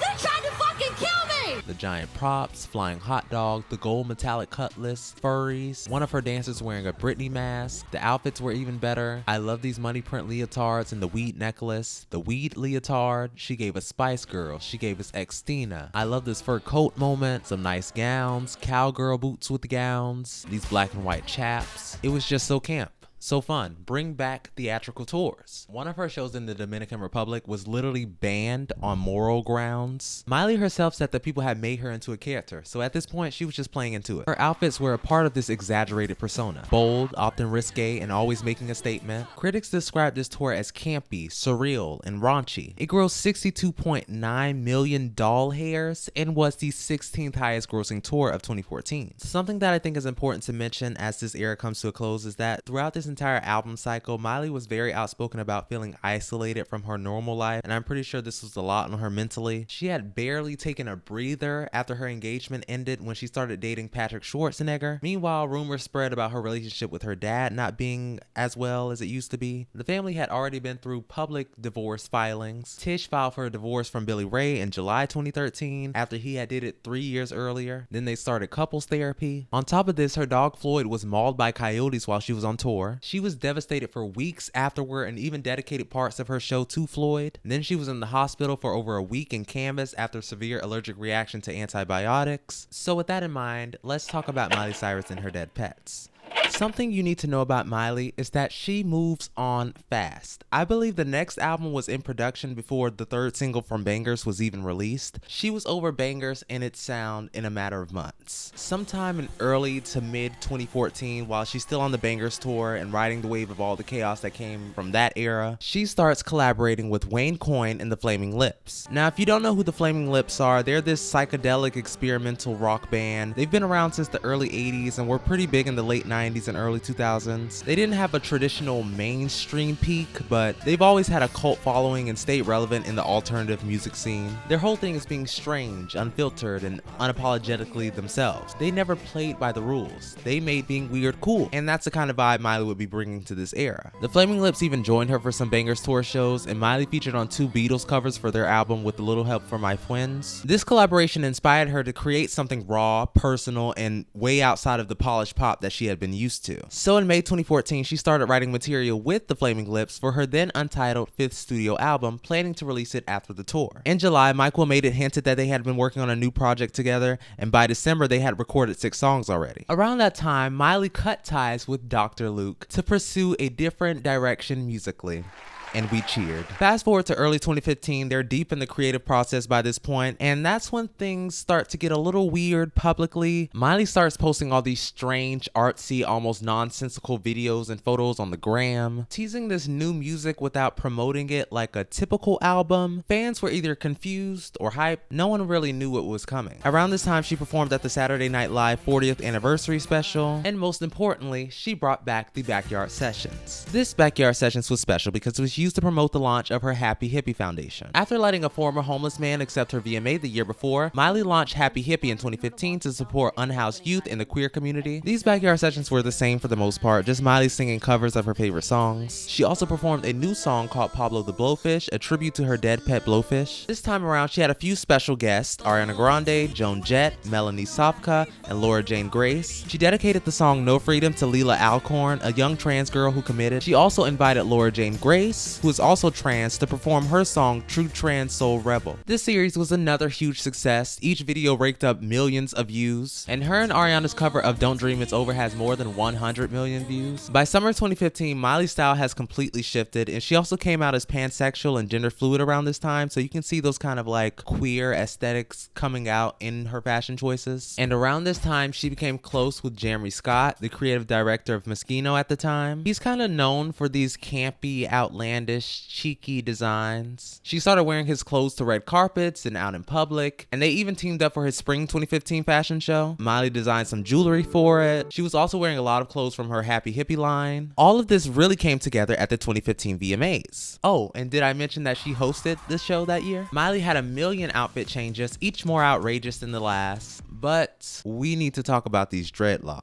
These were very controversial, and rightfully so. She got a lot of backlash for them, especially since she had been accused of cultural appropriation during Bangerz. The timing of this made it even worse, considering this was the same year that Zendaya wore dreadlocks to the Oscars and was told that they looked like they smelled like patchouli oil and weed. And let's also talk about Miley Was Good. Mind you, a few months earlier, Miley and Nicki were presenting together at the Grammys. This whole feud started because Miley was going on a press run for the VMAs and said some stuff that she probably should have kept to herself. Nicki had been vocal on Twitter about how Anaconda wasn't getting the nominations it deserved, especially in the big categories. Taylor Swift jumped in, but then she apologized, and her and Nicki worked it out on the remix at the VMAs. Nicki's point was that black artists in pop don't get nominated or recognized the same way that white artists do. But instead of staying out of it, Miley jumped in during an interview and basically said that Nicki just wasn't a nice person and she had a tendency to make things about herself. After this, what could have been an important conversation about racial issues in the music industry turned into this whole Nicki versus Miley drama. And Nicki came off like she was more mad about her personal snub than the larger issue at hand, a common issue in Gag City. Now, looking at some of Nicki's more recent behavior, I won't say Miley was completely wrong in her analysis of Nicki speaking on issues like this, usually only when she's involved in some way, but Nicki wasn't wrong either. She absolutely deserved that Video of the Year nomination. I mean, do we not remember how big Anaconda was? Miley just wasn't the person to be commenting on this or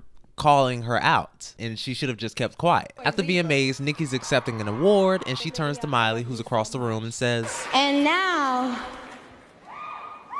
back to this bitch that had a lot to say about me the other day in the press. Miley, what's good?"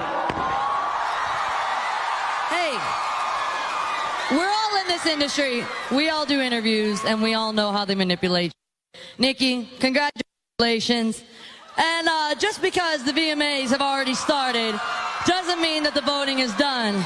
To top off the night, Miley closed the show with an unannounced performance of Do It with Wayne Coyne. The whole thing was over the top, drag queens, costumes, streamers, and just pure chaos. At the end of the night, Miley casually dropped that Miley Cyrus and her dead Petz was available for free on SoundCloud right now. No promo, no build up, just boom, here's the album. The album is 23 tracks long, and it was clear that it wasn't meant to be a chart topping album. I mean, it literally could not chart. It wasn't eligible because it was free. This album wasn't meant to be a commercial hit. It was a passion project, completely self-funded and completely separate from her label contract. It was a surprise release with no promo. It was only on Apple Music the first day.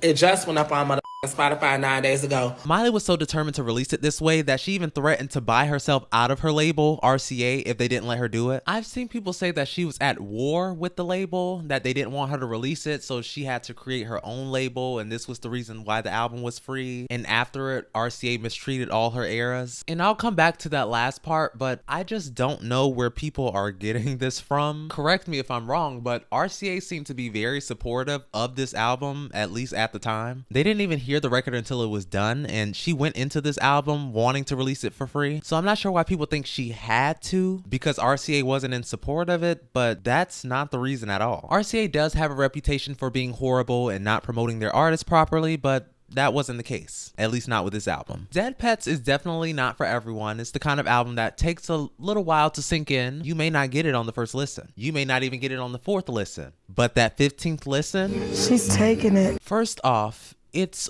long. We're talking 92 minutes of music, and let me tell you, she takes us on a journey. You can definitely feel the Flaming Lips influence all over this album, especially in that trippy ambient sound. They were very instrumental in crafting a lot of these experimental vibes. Songs like Freaky and BB Talk bring in the playful, quirky Miley we're more familiar with. BB Talk is literally just her ranting about how much she hates baby talk and relationships. It's very tongue-in-cheek, very of this era in this album. Milky Milky Milk. It's just psychedelic nonsense, and honestly, that's the beauty of Dead Petz. Now, if we're talking about a non-skip album, this is definitely not one of them. There are actually a lot of skips, but you'll never see me not calling this album a pop masterpiece. Because that's what it is. It's unpolished. It's chaotic. It's just Miley throwing away that old pop star persona to make something totally her own. Since this was an independent project with no major promo, we didn't get a typical album rollout, but we did get 3 music videos from this era. The video for Do It is something. It's kind of gross. Miley's eating and spitting out glittery slime, syrup, and sprinkles. It's the same messy vibe as the album cover, but yeah,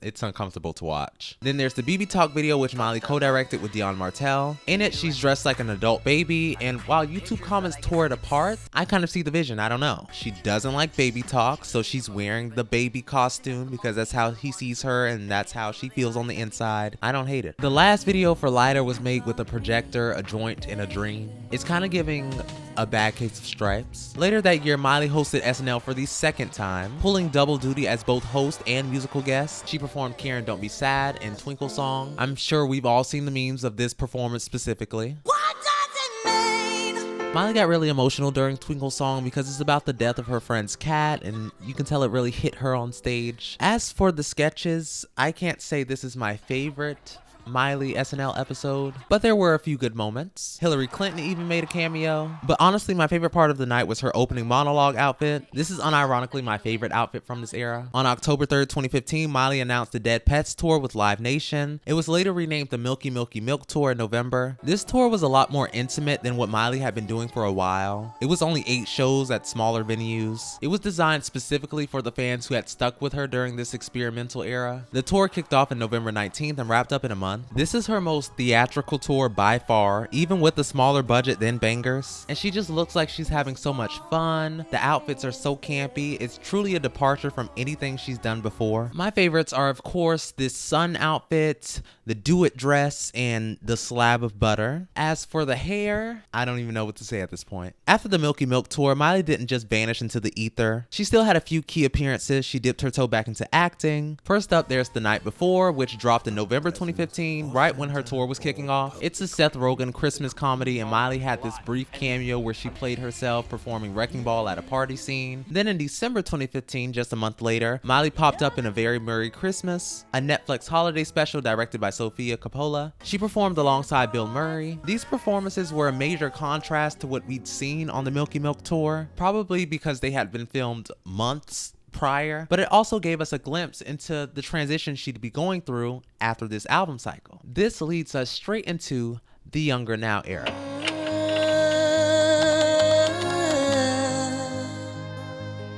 In 2016, Miley decided to chill for a bit, and honestly, it was a smart move. For the past 2 years, it had been one controversy after another, and people were getting really sick of her. There was this sense that it was just too much of Miley. Like, we get it. You've grown up now. It was just like nonstop. Every week there was something new, and that kind of overexposure can really turn people off. She was low-key one of the most hated celebrities for a while, and not everyone hated her personally, but there was just too much of her everywhere. That same year, she joined The Voice as a key advisor for season 10, but she didn't officially become a coach until the fall on season 11 though. Around that time, she started dropping hints that her next musical move was going to be a big shift. In interviews, she's talking about being done with the dead Petz phase and how she wanted to reconnect with her roots, specifically her country roots. Once the dreads were gone, a lot of the controversy seemed to die down too. Her personal style starts changing. You could tell something was brewing. Between 2016 and early 2017, everyone was speculating about where Miley's music was about to head next. She was on The Voice, but behind the scenes, she was laser focused on her next project. The lead single is Malibu,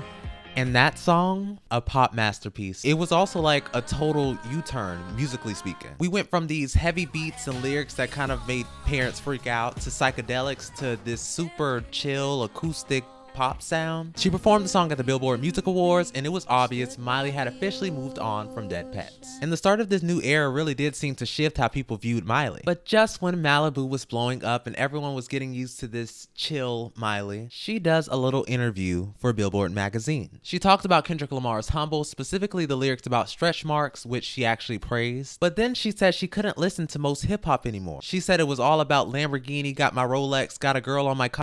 I am so not that. And the internet ate her up, rightfully so. It rubbed a lot of people the wrong way, especially with her own history. She did apologize on Instagram though. She said something like, "I respect all artists and appreciate all genres of music," but it didn't really address the bigger issues that her comments raised. This wasn't new though. People have been criticizing Miley since 2013. People were understandably not happy. A few years later in 2019, she actually addressed that Billboard interview again. It was in response to a YouTube video by As Told by Kenya. In this particular video, she kind of dissected Miley's behavior, especially during Bangerz. The video isn't public anymore, but Miley actually left a comment, and it was a way more thoughtful response. Just watch your video. Thank you for giving me this opportunity to speak up. Being silent is not like me at all. I am aware of my platform and have always used it the best way I know how and to shine a light on injustice. I want to start with saying I am sorry. I own the fact that saying this pushed me out of the hip hop scene a little was insensitive, as it is a privilege to have the ability to dip in and out of the scene. There are decades of inequality that I am aware of, but still have a lot to learn about. Silence is a part of the problem, and I refuse to be quiet anymore. My words become a divider in a time where togetherness and unity is crucial. I cannot change what I said at the time, but I can say I am deeply sorry for the disconnect my words caused. Simply said, I fucked up. I sincerely apologize. I'm committed to using my voice for healing, change, and standing up for what's right. Miley. Okay, so we got this controversy going on, and at the same time, Miley's look is totally changing. A complete 180. She goes full retro, like 1950s style, poodle skirts, those little capris, pedal pushers, and so much pink. It was very rockabilly inspired, and something we see a lot during her season of The Voice. Like, she was giving us a new look every single episode. This contrasted with the neutrals, natural makeup, and letting her hair grow out from Malibu. This new look was definitely on purpose, and it went hand in hand with the whole vibe of the Younger Now album, which, as we'll get into, was all about Miley going back to her roots. You know, she's coaching on The Voice. She was not only back with Liam Hemsworth, but they were re-engaged. This was during the 2016 election. Miley was actively campaigning for Hillary Clinton. She even mentioned that going back to her country roots and this new, more wholesome image was a way to reach out to conservative audiences that had abandoned her during her earlier growth periods. She stepped back from the controversies and tried to show more like a mature side of herself. But people couldn't help but wonder, was this really Miley, or was it all just for show? What made her make such such a big change? Was she actually evolving, or was this like a calculated move to win back some fans who maybe weren't into the whole twerking on Robin Thicke thing? And if Younger Now was the response to the backlash of Bangerz and Dead Petz, what does that say about her as an artist? Is she easily influenced by what people say? Is she always looking for approval? Is she just always trying new things? One moment she's all Grimes, and the next she's nibbling on Joanne's nachos. Miley gets a lot of heat for these massive shifts in style and personality with every new era, but honestly, that's what makes her such an interesting artist. That being said, the issue is how she approaches these shifts. Every time she starts a new album cycle, it's like she completely disowns the last one. Like it was some huge mistake that she's leaving behind. She swears the new stuff is the real her and that this time is different. But here's the thing. On the second single, Younger Now, she sings, "I'm not afraid of who I used to be.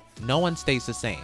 Change is a thing you can count on." It's kind of ironic. The album's about change and growing up, but then just weeks before it drops, she says she's already over it. Like she's already working on new music. So let's talk about Younger Now. It dropped on September 29, 2017, and the reviews for this album are kind of all over the place. Some really loved it. Some were just like, meh. It definitely did not have the same shock value as her other albums, which for some critics was a good thing. They liked the more vulnerable and mature Miley. But for others, they thought it was too safe, too commercial for Miley. With this album, it was kind of like she was trying to please everyone. Her country roots, the pop fans, maybe even Liam and his family, and it ended up not connecting with any one group of people. The album was also kind of about the vibe, which was this neon blinged out cowgirl aesthetic, something that didn't really appeal to her current audience. This was also kind of left field, not just because we had just come off of Dead Petz, but she had introduced an entirely different vibe with Malibu, a song which also didn't have that much impact. Now, I know this might not be the most popular opinion, but this album is excellent. I don't care. I'll be the lone stan of this project. Like Bad Mood, Thinking, Miss You So Much, and Malibu.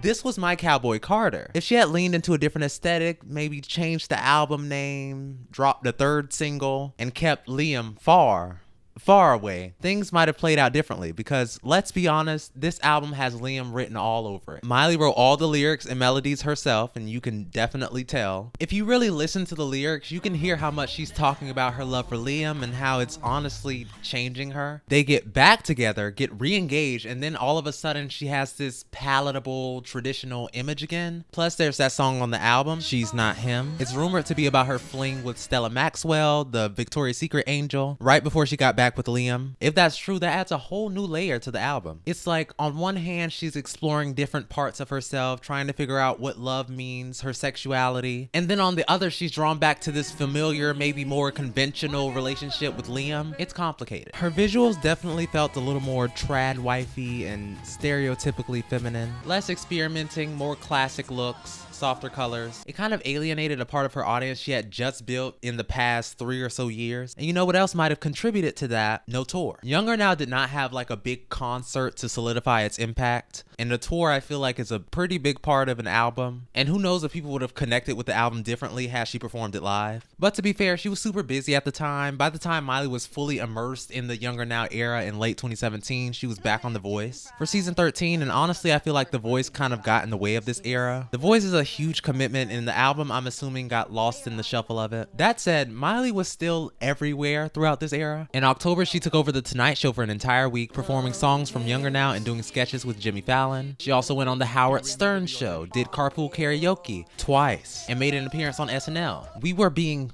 fed. The only thing she didn't do is, like I said, tour for this album, and that was kind of a letdown. But overall, we still got so much Miley from this period. And that's where we leave Younger Now and move on into the next era. And my favorite song to listen to when I really want to kick ass is Call Me Mother, because I am the mother. Early 2018, she was coming off that Younger Now era, which had a very distinct vibe, right? Lots of country influence, a very retro style, very like she was channeling Dolly Parton, kinda. But even then, you could see those little hints of change. She was swapping out the denim and florals for blacks, more mature, elegant looks. And then came the 2018 Grammys. Miley's on stage with Elton John singing Tiny Dancer. And yeah, you could still hear that country twang in her voice, right? But there was this energy there, like she was testing the waters a little bit, dipping her toes back into a more like mature sound, maybe something edgier. And then she starts collaborating with Mark Ronson in May 2018. Mark Ronson's kind of known for spanning different genres and blending different music styles. I believe his biggest songs at this point were Back to Black with Amy Winehouse and Uptown Funk. So of course people were excited for new music and most importantly, a new sound, because people weren't really feeling the country stuff. So whatever she had coming was gonna be a nice shift. To really hammer this shift home, she went full blackout mode. She wiped her Instagram clean, blacked out her profile pics everywhere. Even her website went dark, kind of what Taylor Swift had just did before Reputation came out. And even some of the producers who were rumored to be working on this new album blacked out their social medias too. And then just a few months later in November, her and Mark Ronson released their newest single, Nothing Breaks Like a Heart. This song was unlike anything we'd heard from Miley before. It's like melancholy, but it's got this like driving beat, and you can just hear how much Miley's voice has matured. It was instantly a hit, especially in Europe. I mean, it topped charts in multiple countries and peaked at #1 on the dance club charts. And I swear this song was everywhere when it was released. It literally has 1 billion streams on Spotify and got her first Brit Awards nomination. Like I said, it did really well over in the UK and really set the stage for what was about to come next. Now, speaking of the Brits, Miley also did her third BBC Radio 1's live lounge around this time. And for this one, she covered No Tears Left to Cry. Now, if you know me, you know I'm an Arianator. So yes, I was excited. She took it. Side note, back in her first live lounge, she covered Summertime Sadness. A little foreshadowing, maybe. Also, December 2018, Miley and Liam are married. They spent Christmas Eve with friends and family, and not only does Miley wear a white dress, but there are also some pretty telling Mr. and Mrs. balloons in the back. This was obviously a huge moment for them and fans who had been watching them since the last song. It felt especially meaningful because just a month earlier, their house had burnt down in the California wildfires. Jump to 2019 and Miley's performing In My Blood with Shawn Mendes at the Grammys, and it's this high energy rock infused performance. Then in March, she guest stars on RuPaul's Drag Race, and I love silky clocking Miley in drag. And then we have the Met Gala in May. The theme that year, as we remember, was camp, looking camp right in the eye. Mama, there's 3 Lady Gaga's behind you that year. So Miley shows up in this Saint Laurent glam rock look, the bangs, boring man in an all black suit on her arm. But I was expecting a little more, especially with Miley. Miley Cyrus knows camp. I was ready for Bangerz tour level of extra. She still looked great, no question, but was it camp? But hey, she's never really cared about sticking with the Met Gala theme. In 2018, it was Heavenly Bodies, and sure, she gave us a heavenly body, but it was just a black dress. In 2015, it was China Through the Looking Glass, and again, a look, but not a theme moment. Now, her first Met Gala for the punk theme in 2013, she ate that up. So yeah, not an exciting Met Gala look, but it does segue us into her style evolution, which, as we know, is a lot more elegant. So this was just the warm-up, the pre-show to the main event, the release of her She Is Coming EP on May 31st. Now, if I had to describe this EP, I would say it was like Bangerz' Big Sister. I love this EP. The production is amazing. The features are good. And honestly, She Is Coming should have been bigger than it was, and I'll get to that. It's an EP, so it's short, 6 tracks total. We start with Mother's Daughter, which became the first single. It's almost like a response to anyone who thought that she would be sticking with that younger now mold forever. It's more experimental, the sound's darker, and you've got this blend of trap beats, rock,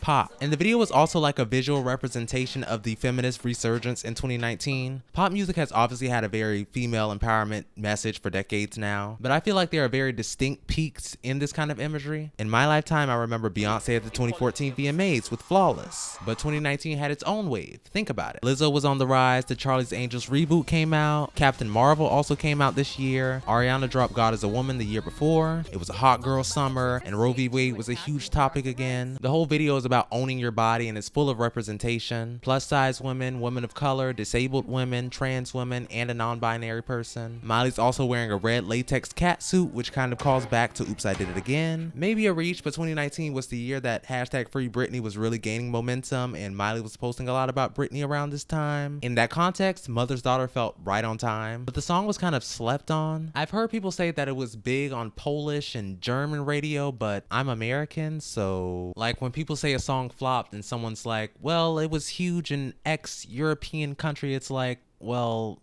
I'm from the States, and in my ignorant American bubble, it was a flop. I don't know what else to tell you. Next track is Unholy, then Dream featuring Ghostface Killah, Catitude featuring RuPaul, which, other than being the worst song on this EP, caused a bit of controversy because Miley says, I love Nicki, but I listen to Cardi, right in the middle of the Nicki versus Cardi feud, and that became a whole thing. She even made it a running joke. She changed it to I love you Selena, but I listen to Demi, and then I love you me, but I listen to Ari, and I love you Miley, but I listen to Hannah. Next, we have Party Up the Street with Sway Lee and Mike Will Made It, and then The Most. She Is Coming didn't do so well commercially, but I feel like that's only comparable to her past projects and her past EP that was so huge. Like, we've seen what Miley could do with the record, so this seems like a flop in comparison. In June, there's her Black Mirror episode where she plays Ashley O. She's literally playing this hyper pop star version of herself, trapped in the machine of fame, the pink wig, the robotic persona. It's like she's parroting her past self, while at the same time giving a commentary on the industry and what it does to stars of that capacity. I'm not kidding, this is my top 5 best episodes of Black Mirror, and On the Roll, which is the in-universe Ashley O song, is a bop. It's wild that it has over 100 million streams on Spotify, more than like most of the songs on Dead Petz. And I think this actually made her the first person to chart under multiple monikers: Hannah Montana, Miley Cyrus, and now Ashley O. Iconic. Then there was Glastonbury, and her Glasgow set was incredible. She's covering Metallica, 9 Inch Nails, and going full rock star. It's gritty, it's raw, and it's clear that Miley's fully in control of this new era. It's a total shift from what people might have expected, but the fact that this performance was even happening was a miracle based on what was going on behind the scenes. Her plane almost crashed twice on the way to Glastonbury. Her vocal cords were damaged, there were sound issues, and she later admitted that she was so nervous to perform that this was the first time she'd prayed in 10 years. Oh, and by the way, her relationship with Liam, pretty much over by this point, even though they'd only been married for like 7 months. In August, the breakup rumors pick up when Miley posts a vacation photo without her wedding ring on. Then her rep officially confirms that they split. Literally the next day, Miley's in Italy with Caitlyn Carter, who just split from Brody Jenner. People didn't really think much of it until photos of Miley and Caitlyn kissing surfaced. Miley addresses the breakup on Instagram, hinting that she's the one who initiated it. And at first people are like, oh, it's just another break. They always break up. They'll get back together soon. But then more details start to spill out, and the streets were saying that Miley was sick of Liam's excessive partying. Then, right in the middle of all this drama, Miley drops Slide Away, which feels like this perfect soundtrack for everything happening in her life currently, other than the fact that she looks gorgeous in this music video. There's this shot of a 10 of Hearts card singing in a pool. It's like their decade-long love story just disappearing. It was very symbolic. Can we also talk about how this video takes place at a house party, and like the shots of the bottles and pills in the pool? A lot of people tried to draw a connection between this video and We Can't Stop. You know, I want my house in the hills, not the whiskey and pills. I'm not 17, I'm not who I used to be. But me thinks it has something to do with those sources and Mr. Hemsworth. And while Slide Away is taking off, the breakup drama is getting even messier. Liam officially filed for divorce, saying there were irreconcilable differences, with reports saying that their lifestyles and long-term goals just didn't line up. Then in late August, E.T. comes out with a report that Liam was struggling with Miley exploring new experiences with other people. And of course, Miley's not just gonna sit back and let rumors fly. Oh no. She has this 11 tweet thread addressing the cheating rumors and everything and setting the record straight that she's grown and evolved. But the breakup definitely casts a shadow over the whole She Is Coming era. It's important to note that at this point, Miley's still planning on releasing 2 more EPs. When She Is Coming dropped, she announced it as the first in a 3-part EP trilogy, all leading to a full-length album called She Is Miley Cyrus. The plan was for an EP called She Is Here to come out in the summer, and She Is Everything in the fall. Each EP would be like a different chapter chapter in her story with a different vibe for each. She Is Here was supposed to be like reflective of where Miley was at that current moment, and She Is Everything was supposed to be more like ballad driven. It's like we got this taste of this huge concept, but it never really came to be. The breakup really threw everything up in the air. There were reports that Miley wasn't even sure if she should just scrap what she had already recorded or rework it to fit her new reality. And then she had to have vocal cord surgery in November, which just added a whole new layer to the uncertainty of the situation. In the middle of all this though, we got Don't Call Me Angel for the Charlie's Angel soundtrack, featuring Miley, Ariana, and Lana Del Rey. And honestly, you're just gonna have to call me the king of unpopular opinions because this song is a hit. I'm sorry. They made herstory, I fear. Imagine the shock on my face when I found out that people hated the song. No, I don't think anything's wrong with Lana's verse. I think it fits very nicely. Dare I say she carried the song. It was clear that we weren't going to get the era that we were promised, but she was still performing and giving us something. She performed Slide Away at the VMAs, she did the iHeartRadio Festival, and her style was still shifting, still growing. She was channeling these 80s glam looks, taking on like Joan Jett vibes kinda. And then just when you thought things couldn't get even more complicated, she starts dating Cody Simpson. They made it official in October 2019, which just added another layer to the already like complex story of She Is Coming or She Is Miley Cyrus trilogy. I believe this is his first relationship after breaking up with Gigi Hadid. This photo of the three of them together is so Ariana Grande, Big Sean, and Janae Aiko coded. Anyway, there's just so much happening at once. A high profile breakup, a new relationship, vocal surgery, and those unfinished EPs. It was a lot to process as 2019 came to an end, and it felt like this era was at a crossroads and no one really knew what direction we would be going in. And then on New Year's Day 2020, Miley made it official. The She Is Coming era is over. She posted a video looking back on the last decade, announcing the new era starts now.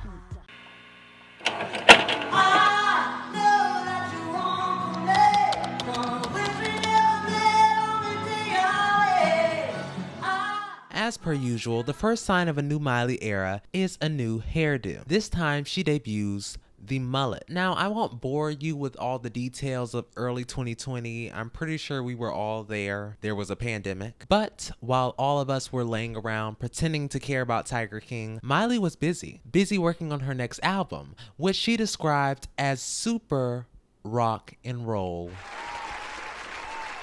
We won. The Smilers had been waiting for years for her to give us a full-blown rock album. She said this new album was giving Joan Jett vibes, a full-on rock revival, and the girls were excited. Me especially. Now, let's talk pop culture circa spring 2020. I have never seen celebrities so bored. Instagram Live, Zoom reunions, and if they weren't at Saddle Ranch with no mask on, they were in their living rooms entertaining the masses. Enter Miley's pandemic project, Bright Minded Live with Miley, her very own Instagram Live talk show. The concept was simple. Miley wanted to sprinkle some joy and hope while everyone was stuck at home doom scrolling. She went live daily with all kinds of people: Demi Lovato, Hailey Bieber, Trixie Mattel, Ricky Thompson, and even her Hannah Montana co-star Emily Osment. It was peak Miley, fun, chaotic, unfiltered, and the vibe was super casual, like a friend talking to you over FaceTime. Meanwhile, Miley's style was evolving again, because of course it was. And with this new look, that's when Miley would officially drop The Last Era and officially announce the cancellation of both the She Is Here and She Is Everything EPs with the release of Midnight Sky. This is her best lead single for a project in a very long time, and it really should have been a massive hit. Albeit, it was still really successful. It debuted at number 14 in the US and was the 20th most heard song of the year. Plus, it became the longest running #1 on UK radio in 2020. So, you know, success, but it deserved more. I wanted playlisting, autoplay, streaming farms, every payola that can be made, inflated numbers, paid critics, fraudulence. The music video, which Miley directed herself, dropped the same day as the single. The song hit the radio immediately and already had hype thanks to her lives and reels. And the video was inspired by Stevie Nicks, Joan Jett, and Debbie Harry, three women who basically defined 80s rock. It's all neon colors, disco balls, full 80s glam rock. And let's not ignore the timing. 2020 was the year of 80s pop nostalgia. Say So was everywhere on TikTok. Blinding Lights basically led this revival, and future nostalgia was full of retro influences. Midnight Sky slid right into that moment. 3 days after dropping Midnight Sky, Miley announces that she's performing at the VMAs. Now, I'll be honest, I wasn't exactly gagged. Her last 3 VMA performances, not bad, but underwhelming. Don't come for me, it's not just her. I've been feeling kind of meh about the VMAs in general after 2016, but this year, oh, she did not disappoint. And honestly, the 2020 VMAs were kind of slept on, like back to back serves. Gaga giving us a whole medley and a mask. This is one of Doja's best live performances. The sparkly alien bodysuit with the green wet bust down and the MTV intro, just too good. Then you have Chloe and Halle killing the pre-show. Anyway, Miley, she performs Midnight Sky, and let me just say, this woman is a performer. The vocals on point, the red lighting dramatic, the skirt tearaway inspired, the subtle wrecking ball reference perfection. Honestly, how can you watch this and not say cunt? It was simple but so satisfying. Around this time, Miley breaks up with Cody Simpson and keeps the momentum going with the BBC Live Lounge, Jimmy Fallon, and the iHeartRadio Music Festival. And the real standout here is her cover of Blondie's Heart of Glass at iHeart. If you were there, you remember this performance went multi-platinum on TikTok. Thousands of videos in awe of her vocals, and everyone is saying that her voice is made for rock, that she found her genre, and everyone was dying to hear what this new record would sound like. The demand was there. This performance was so popular that she put the live version on streaming services. Then she hit us with the third installment of Backyard Sessions and her second MTV Unplugged. She's not doing any of those crazy rock songs she'd been doing. She does a lot more ballads, The Cardigans' Communication, Velvet Underground, Sweet Jane, and Pearl Jam's Just Breathe. Even songs like Midnight Sky and her cover of Give Me More are more stripped back and acoustic. And because one Backyard Session isn't enough, she gave us a second edition on Apple Music the same day her new album, Plastic Hearts, was released. And speaking of Plastic Hearts, this is how you do an album. I'm calling it. This is Miley's best record, period. No arguments. The timing was perfect. Like I said, this came at the brink of the 80s music revival. She's giving us glam rock, 80s synthwave, gritty punk, disco, while still adding her own elements of contemporary pop. Is Miley's peak lyrically, artistically, sonically. Her voice was born for rock, and now she's showing it off to the world. She is singing Down. There's Joan Jett and Billy Idol and a Stevie Nicks remix of Midnight Sky. And it's a non-skip album. Like Bangerz, Get Up. Critics loved it, fans loved it. A lot of people like to paint Plastic Hearts as a flop because it didn't hit the same chart highs as Miley's previous albums. Sure, it dropped hard after its first week and it's underrated, but it's important to know why this happened. First of all, physical sales are already a risk today. We are well into the streaming era. People are not going out and buying albums like they did when the Hannah albums came out, or even 10 years ago when people were buying albums on iTunes. Also, this album came out on Black Friday, and major retailers don't stock physical albums on Black Friday. So fans looking to buy the album wouldn't see it on shelves for days or even weeks. This album also kind of suffers from the same problem as Younger Now, in the sense that, yeah, she's doing this genre that she's explored before, but it's not really something she's known for, and it's also not a thriving genre. I wouldn't say country was thriving in 2016 or that rock was thriving in 2020. I mean, rock hasn't been a commercially dominant genre for a while now. I mean, just look at the rock categories at any award show in the past decade. That said, as a rock album, Plastic Heart still performed phenomenally. But again, because it's Miley and we've seen what kind of numbers she could pull in, it gave flop. The second single from Plastic Hearts is Prisoner featuring Dua Lipa. And listen, they ate that. Honestly, what else did you expect? Prime Dula Peep and Miley on a track? The music video was just as iconic, with Miley and Dua as like 80s rock and roll vampires. The final chapter of 2020 for Miley was her return to Dick Clark's New Year's Rockin' Eve, marking her first appearance in 6 years. You could really see her growth, not just as a performer, but vocally too. Like that surgery did something crazy. Moving into 2021, she's on Jimmy Kimmel, and she showed up for NPR's Tiny Desk Home Concert, which she only does 3 songs, one of which is a cover. What I would like to note is that Miley's style continued to take influence from the 80s, all giving very Bonnie Tyler, Cher, and Debbie Harry. By the time she hits the stage for the TikTok tailgate in February, she's just on a whole new level. The whole aesthetic, the confidence, the vocals, it's all coming together. The set is a mix of her own songs and covers, of course, and you can tell she's having so much fun. And like, Can we talk about how this performance is just too excellent for a Super Bowl pre-show? Like, we need to start a petition. I need Miley Cyrus to headline the Super Bowl halftime show. She has the hits, she has the catalog, the performing abilities, vocal chops, and a good list of people she can bring out as special guests. And people have been begging for years for Miley to headline the Super Bowl halftime. Like, we were on our Nicki Minaj, and it didn't happen that year or this year. So this video is officially my petition to have Miley headline the 2026 Super Bowl halftime show. Jay-Z pick up the phone. The third and final single from Plastic Hearts was Angels Like You. It's one of the more vulnerable tracks on the album. Fun fact, this song was actually supposed to be the lead single with a full music video ready to go, but then Miley wrote Midnight Sky and the plan shifted. Instead, the video we got was just footage from the TikTok tailgate mixed with some B-roll of Miley laying in a field. It felt more like fan service than a proper single because it was a standout track from this album and people were begging for it to be a single, and it flopped.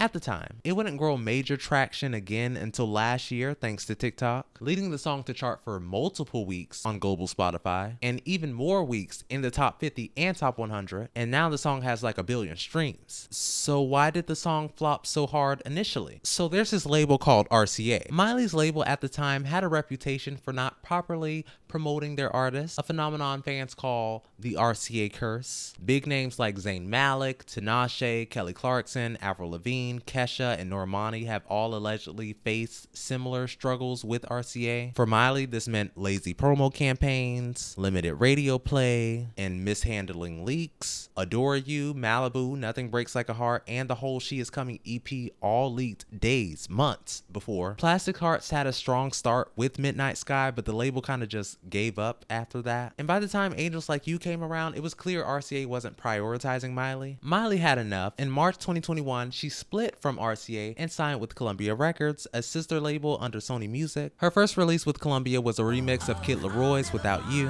which she performed on SNL in May. That same month, Miley signed a deal with NBC Universal, partnering with her and her mom's production company, Hometown Entertainment. This deal included 3 specials, the first being her Stand By You Pride concert, which premiered on Peacock in June. That same month, she released a studio cover version of Metallica's Nothing Else Matters, which was included on the Metallica Blacklist album, celebrating the 30th anniversary of Metallica's self-titled album. This version featured Elton John, Yo-Yo Ma, and Chad Smith of the Red Hot Chili Peppers. Miley had been teasing a Metallica cover album pre-Plastic Hearts and even performed this song live at Glastonbury. Though a full tour was postponed due to the ongoing pandemic, Miley did headline several major music festivals in summer 2021, including Austin City Limits, Lollapalooza, and Music Midtown. To close out the year, she announced a long-awaited South American tour set for early 2022. The second special under Miley's NBC Universal deal was Miley's New Year's Eve party, which was co-hosted from Miami with Pete Davidson. This was the first year that Carson Daly did not host, and NBC was looking to revamp. Especially with the ongoing pandemic, they wanted to have a show that was encouraging people to come together and celebrate. The special featured performances by Miley, 24K Golden, Anita, Brandi Carlile, Jack Harlow, and Saweetie. As 2022 began, promotion for Plastic Hearts faded away, and there was a noticeable change in the hair. The mullet had grown out and she dyed the underlayer black. Changes in her hairstyle, as we know, often signal a shift in eras. However, Miley wasn't done yet. She announced the Attention Festival Tour. Yes, festival tour. It wasn't a full-blown tour like fans had hoped. Instead, it consisted of 5 dates, starting in Los Angeles on February 12, 2022, and ending in Brazil on March 26. The last time Miley was on tour was 2015. It is now 2022, and according to Miley, she hates touring, so it's looking like that was the last official tour for Miley Cyrus. Honestly, Bangerz is the last tour in the traditional sense. Still, for fans, seeing her perform even briefly was still great, particularly because she pulled vault songs into the set list. She performed Fly on the Wall for the first time since 2011 and reintroduced 7 Things into her set. Performance-wise, Miley leaned heavily into 80s-inspired skin-tight jumpsuits. On April Fool's, 6 days after the final show, Miley released a live album featuring recordings from her LA show. Later that month, she announced a deluxe version which included 6 additional songs plus a live version of Angels Like You in Colombia, where the song had reached #1. At this point, Miley's love for vintage fashion had become even more evident. She now gravitated towards John Galliano, Chanel, Alexander McQueen, and this gold leopard print fall 2000 Dior dress she was serving. She was also spotted out with a new man and began prepping for her next major project, Miley's New Year's Eve Party 2.0. In May, it was confirmed that the special would be returning, and in November, NBC announced that Miley's co-host would be her godmother, Dolly Parton. The 2022 New Year's Eve special included performances by David Byrne, Fletcher, Lotto, Lily, Ray Shremmerd, Sia, and Paris Hilton, because Stars Are Blind had randomly gone viral again, along with appearances by Please Don't Destroy, Chloe Fineman, and Sarah Sherman from SNL. During the show, Miley recreated her iconic Teen Choice Awards pole dancing moment. As fans began to turn their attention to what was next, Miley dropped hints of new music with longtime collaborator Mike Will Made It. And in December, she launched a cryptic promotional campaign with posters in different cities, countdowns on her website, and short video teasers, all marked with the tagline, New Year, New Miley. Then on New Year's Eve, Miley finally made it official. New Year, New Miley, new single, Flowers, January 13th.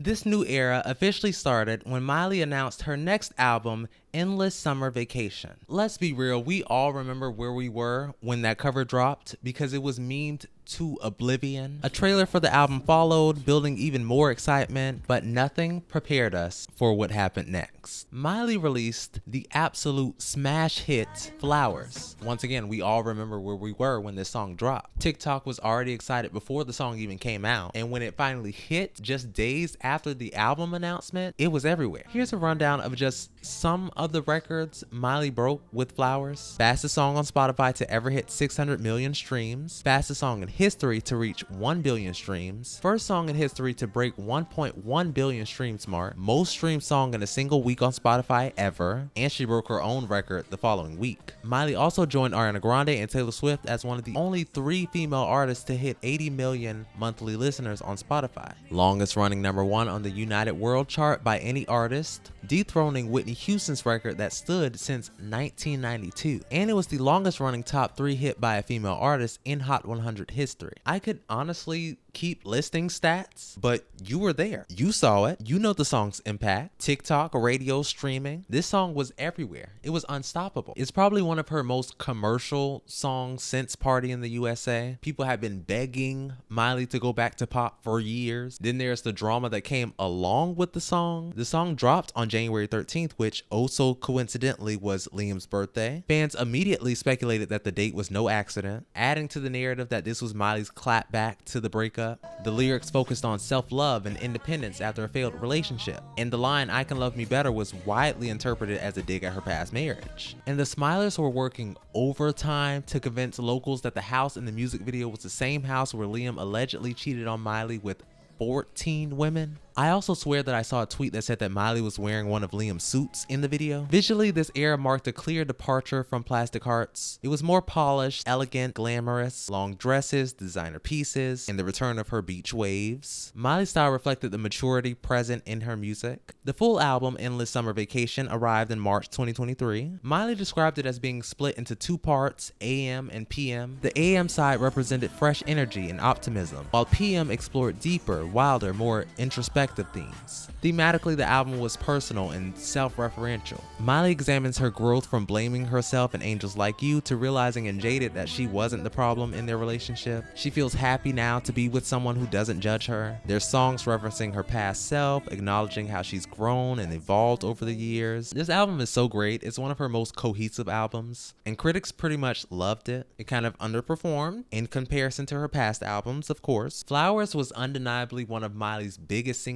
ever. However, the rest of Endless Summer Vacation didn't quite match that. The album debuted at #3, which is good, but considering the enormous success of Flowers, many people were expecting it to secure that #1 spot. Artistically, Endless Summer Vacation represents another evolution for Miley. It wasn't about the charts, it was about who Miley Cyrus is now. That said, some fans and critics had hoped that she would further explore the rock-inspired sound of Plastic Hearts, especially given its critical acclaim. Instead, she released a safer pop record. But then again, you have to realize that this is Miley Cyrus. So anyone thinking that she was going to do the same thing twice in a row is not well. After the album's release, Miley dropped 3 more singles: River, Jaded, and Used to Be Young. Each song came with its own video. All amazing, but compared to the huge promo of Flowers, these singles were kind of lacking. River premiered with a music video on the same day as the album and got some attention during Miley's Disney Plus special. However, beyond that, there wasn't really much of a promo push. Jaded suffered even more with minimal promotion and a video that,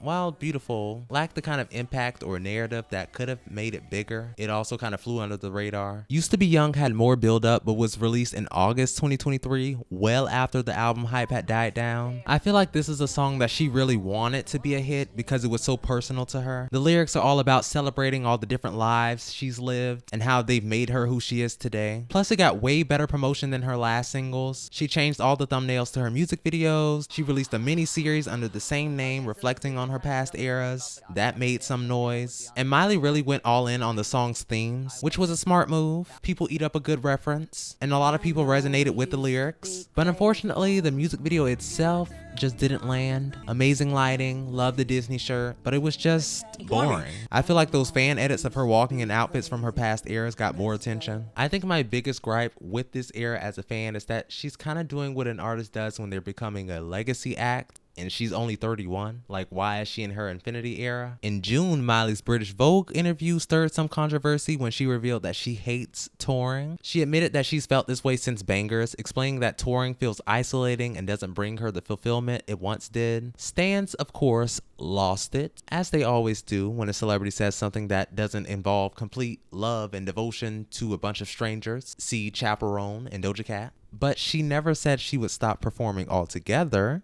No, she's performing live from the Chateau Marmont in November. All right, let's get into what we've all been waiting for, the 2024 Grammys. Miley arrives on the red carpet serving Barbarella in a custom artisanal dress by John Galliano. She's got some teased up bouffant hair going on. It's very retro glam. This is the kind of energy we've come to expect from her. High fashion with a touch of edge. One of the first awards of the night is Best Pop Solo Performance, and she wins it for Flowers, her first Grammy.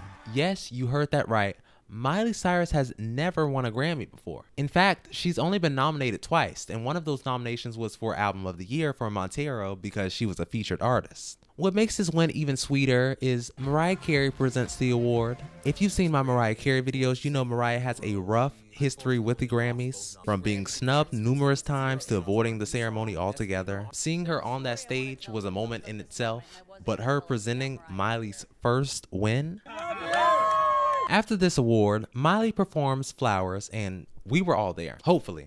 I watched live, I don't know about you. But iconic can't even begin to describe this performance. No backup dancers, no over-the-top props, no gimmicks, just a Bob Mackie dress, a mic, 10 bottles of hairspray, and a dream. This performance did numbers. People could not stop talking about it. The vocals were there. Her ad-libs were hilarious. And you could tell she is just so happy performing. The audience loves her. She drops the mic at the end and struts off. What made this even more special was the context. This was the first Grammy Award since Tina Turner's passing, and Miley's performance was clearly a tribute to her. This same night, Fantasia performs Proud Mary. As if this night couldn't get any better, Miley goes on to win Record of the Year for Flowers, one of the biggest awards of the night. By this point, she's in her 5th outfit, winning her first Grammy, delivering one of the most iconic performances of her career, and paying homage to Tina Turner. This is kind of the best way to end this era.